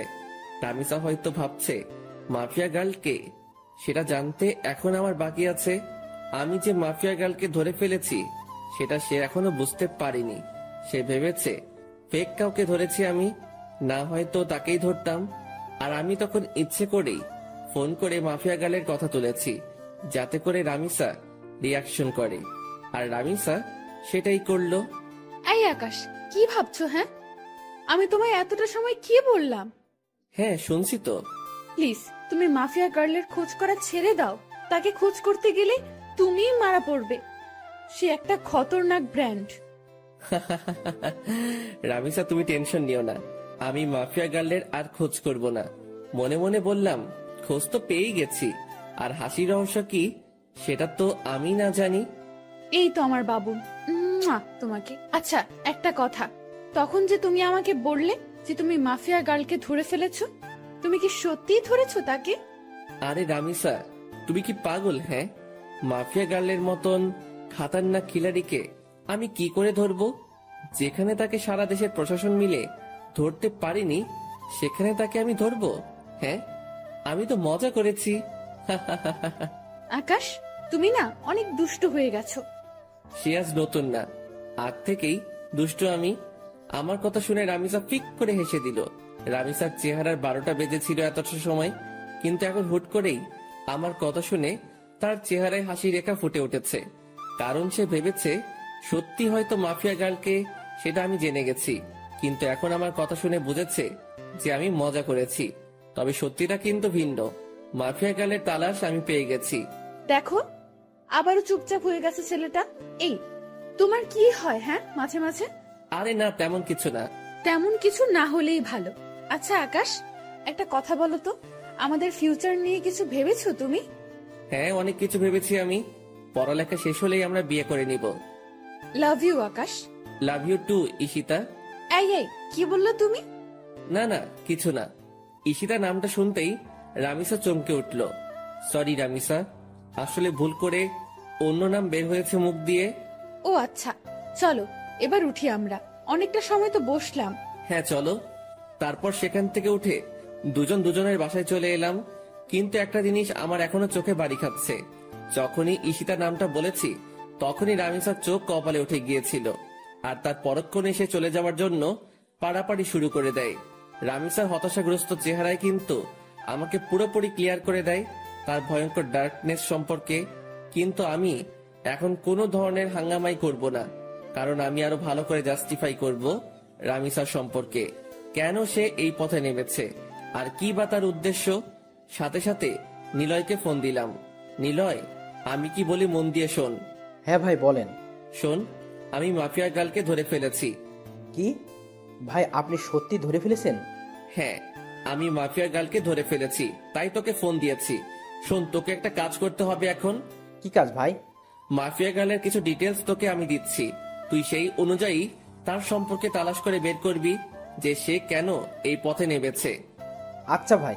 কিন্তু শোন, এই কথা যেন কারোর কানে না যায়, বিষয়টা যেন তোর আর আমার মাঝে থাকে। ওকে ভাই। নিলয়কে রামিসার হালকা পাতলা কিছু তথ্য দিলাম, যাতে করে সে রামিসার সম্পর্কে খোঁজ বের করতে পারে। এদিকে আমিও খোঁজ চালাচ্ছি রামিসাকে নিয়ে। এভাবে 2-3টা দিন কেটে গেল। 4 দিনের মাথায় নিলয় আমাকে ফোন দেয়। ভাই ভয়ঙ্কর কিছু তথ্য হাতে এসেছে। কি তথ্য? ভাই মাফিয়া গালের একটা ছোট ভাই ছিল, যার নাম ছিল রাফসান। আপনি কি তাকে চেনেন বা জানেন? তখনই ঈশিতার ছোট ভাইয়ের কথা মনে পড়লো, যার নামও ছিল রাফসান। কলেজ লাইফে যখন ঈশিতার সাথে চলাফেরা ছিল, তখন সে রাফসানকেও মাঝে মাঝে কলেজে নিয়ে আসতো ঘোরার জন্য। আবার মাঝে মাঝে কোনো জায়গায় ঘুরতে গেলেও তাকে সাথে নিয়ে যেত। আমার জন্মদিনে যখন রামিসাকে ইনভাইট করি, তখন রামিসা তার ছোট ভাই রাফসানকে সাথে করে নিয়ে এসেছিল। তাকে আমি বেশ ভালো করে চিনি। হ্যাঁ নিলয়, চিনি। কিন্তু কেন বলতো? ভাই রাফসান নাকি এই শহরের কোনো একটা কলেজে পড়াশোনা করত। একদিন সে কলেজে শেষ করে বাড়ি ফেরার সময় তার বাসার নিচে কয়েকটা ছেলেকে মাদক কেনাবেচা করতে দেখে। তখন সে পুলিশকে খবর দিয়ে তাদেরকে ধরিয়ে দেয়। ছেলেগুলো নাকি রাফিদের ছেলেপিলে ছিল। তাই রাফিদের জেদ উঠে যায় রাফসানের ওপরে।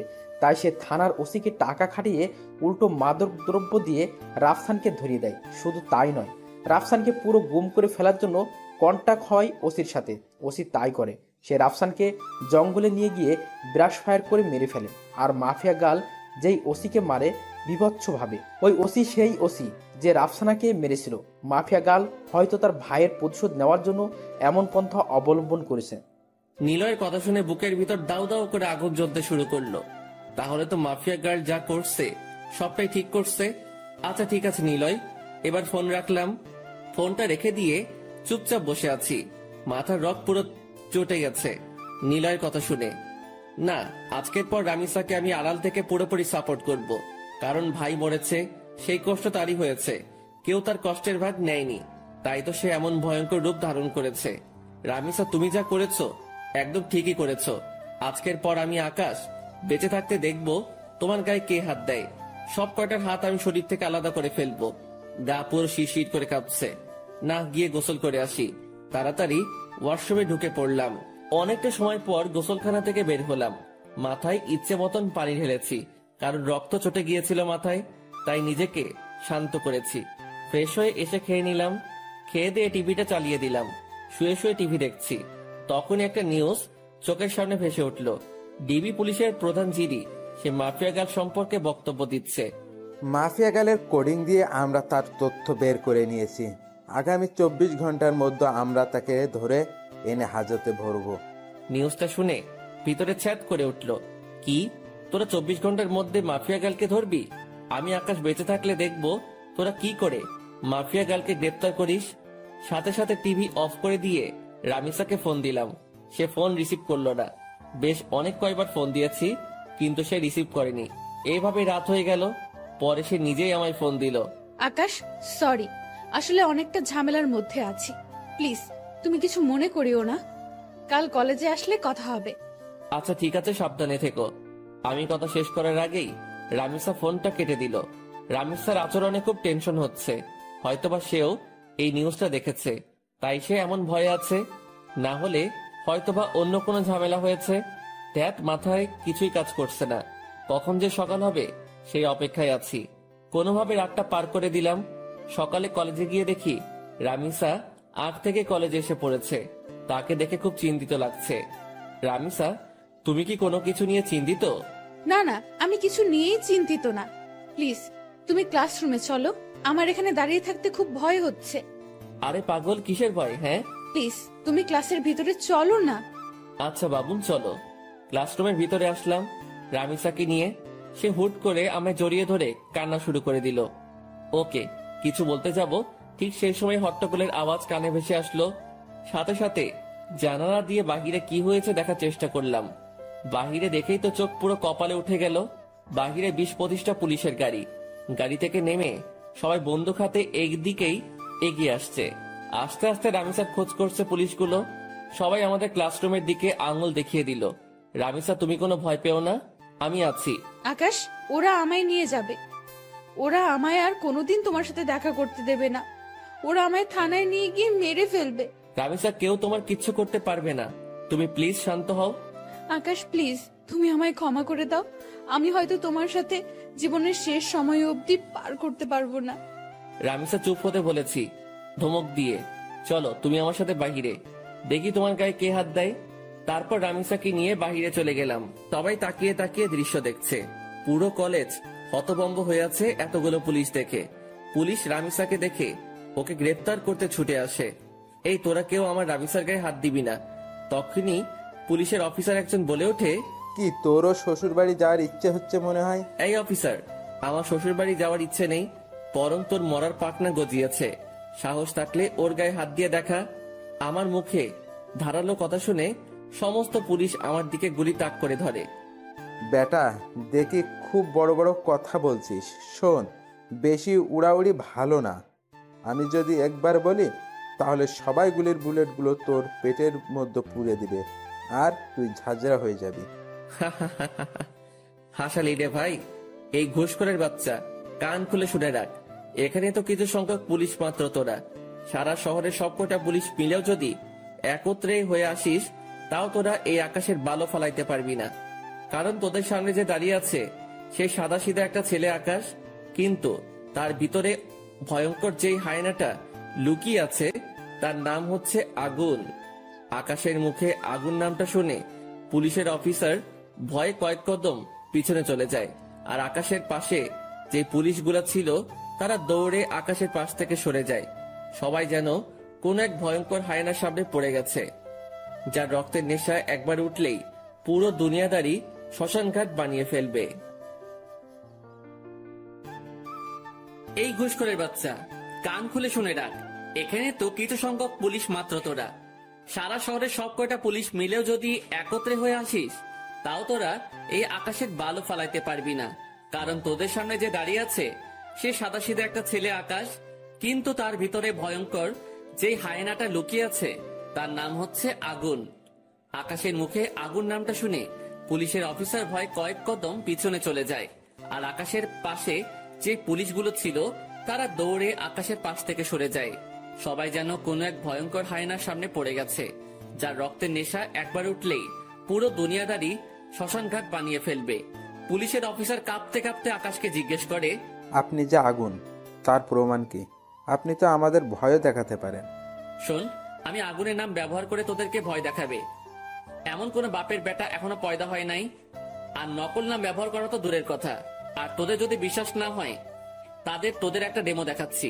পকেট থেকে ফোনটা বের করে প্রাইম মিনিস্টারকে ফোন কর আর তাকে জিজ্ঞেস কর যে 2017 সালের 2 ফেব্রুয়ারিতে কি হয়েছিল, আর তার চোখের সামনে গুনে গুনে কয়টা লাশ মাটিতে ফেলেছিলাম আমি। এই ঘটনার সাক্ষী একমাত্র প্রাইম মিনিস্টার। পুলিশের অফিসার কাঁপতে কাঁপতে পকেট থেকে ফোনটা বের করে প্রাইম মিনিস্টারকে ফোন লাগায়। স্যার, একজন নিজেকে আগুন দাবি করছে। আমি তাকে জাস্টিফাই করার জন্য প্রমাণ চেয়েছি। সে প্রমাণস্বরূপ আপনাকে 2 ফেব্রুয়ারির কথা জিজ্ঞাসা করতে বলেছে। প্রাইম মিনিস্টার পুলিশ অফিসারের ফোন পেয়ে থতমত খেয়ে যায়। এই অফিসার, তোরা কার সামনে পড়েছিস তা তোরা নিজেও জানিস না। খোদার কসম, আগুন কোনো মানুষ না, সে মানুষরূপী এক ভয়ঙ্কর নরপিশাচ। তোদের জীবনে মায়া থাকলে সেখান থেকে তাড়াতাড়ি পালিয়ে আয়, না হয় পরবর্তী দিনের সকাল দেখার জন্য তোরা একটাও বেঁচে থাকবি না। পুলিশ অফিসার প্রাইম মিনিস্টারের কথা শুনে সোজা দৌড়ে গাড়িতে উঠে পড়ে। তার শরীরের কম্পন যেন আরো দ্বিগুণ হয়ে গিয়েছে। আর তার এখন একটাই মাকসাদ, সে তার নিজের জীবন বাঁচাবে আগে। মাফিয়া গার্ল জাগ গোল্লায় পুলিশ অফিসার নিজে গাড়ি ড্রাইভ করে সেখান থেকে পালিয়ে চলে যায়। পুলিশ অফিসারের দেখা দেখি বাকি সবাইও তাড়াতাড়ি সেখান থেকে অবস্থান ত্যাগ করে। আর কলেজের সবাই চোখ বড় বড় করে আকাশের দিকে তাকিয়ে আছে।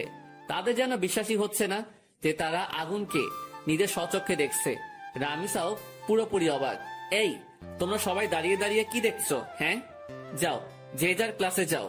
আকাশের কথা শুনে সবাই দৌড়ে যে যার ক্লাসে চলে যায়। নিজেকে যেন নিজের কাছেই কোনো এক ভয়ঙ্কর দানব মনে হচ্ছে।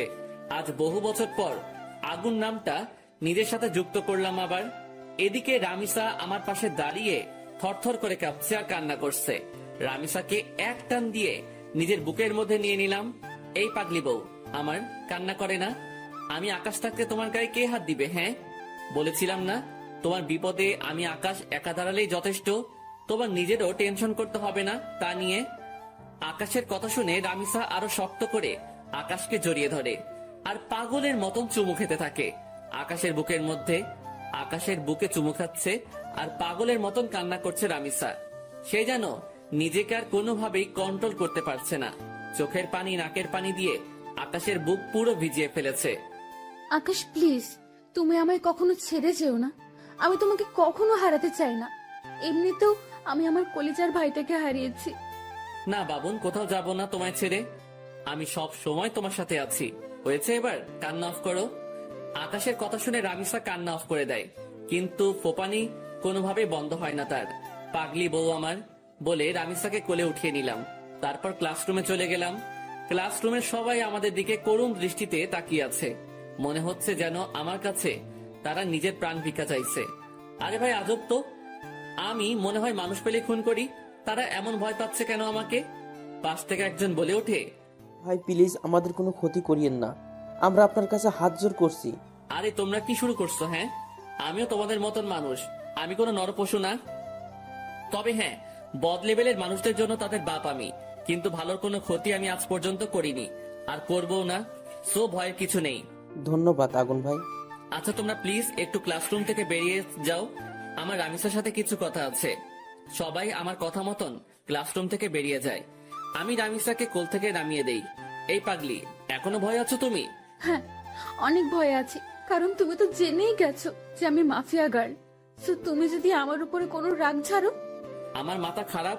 হ্যাঁ, যে আমি আমার বাবুনির উপরে রাগ ছাড়বো? তবে হ্যাঁ, সত্যি বলতে তোমার উপরে অনেক রাগ জমেছিল আমার, কিন্তু সেসব আর নেই, কারণ তোমার এই পথে আসার রিজন আমি জেনে গেছি। কিন্তু একটা কথা বলো তো, যে তুমি এত কিছু করলে কি করে? সেদিন যখন 3টার সময় তোমার সাথে আমি বসেছিলাম, কিন্তু অন্যদিকে মাফিয়া গার্লের লাইফ চলছিল কি করে? সেদিন তুমি যখন বলো আমায় যে তুমি 3টার সময় আমার সাথে দেখা করতে চাও, তখন শুরুতে আমি বারণ করি, কিন্তু পরে ঠিকই হ্যাঁ বলি, কারণ তুমি আমায় সন্দেহ করেছিলে, সেটা আমি বুঝতে পারছিলাম। তাই আমি আগ থেকেই লাইভ রেকর্ড করে সেটা 3টায় কাটায় কাটায় সেট করে দিই, আর 3টা বাজতেই সেটা প্লে হয়ে যায় আপনা আপনি। ও বাপরে বাপ, কি মাথা তোমার! আচ্ছা তা না হয় বুঝলাম, কিন্তু তুমি আমার আইডি কেন হ্যাক করতে উঠে পড়ে লেগেছিলে? আর কি করেই বা জানলে যে আমি মাফিয়া গার্লের তালাশ করেছি? তুমি আর শামীম একদিন নদীর পাড়ে বসে বসে আমাকে নিয়ে কথা বলছিলে, আর সাইডে আমি ল্যাপটপ নিয়ে বসেছিলাম। তখন তোমাদের কথা আমার কাছে আসে, তাই তোমার আইডি হ্যাক করে তোমার শিক্ষা দিতে চেয়েছিলাম, কিন্তু পরে দেখি তুমি আমার থেকেও বড় ধরনের খেলোয়াড়।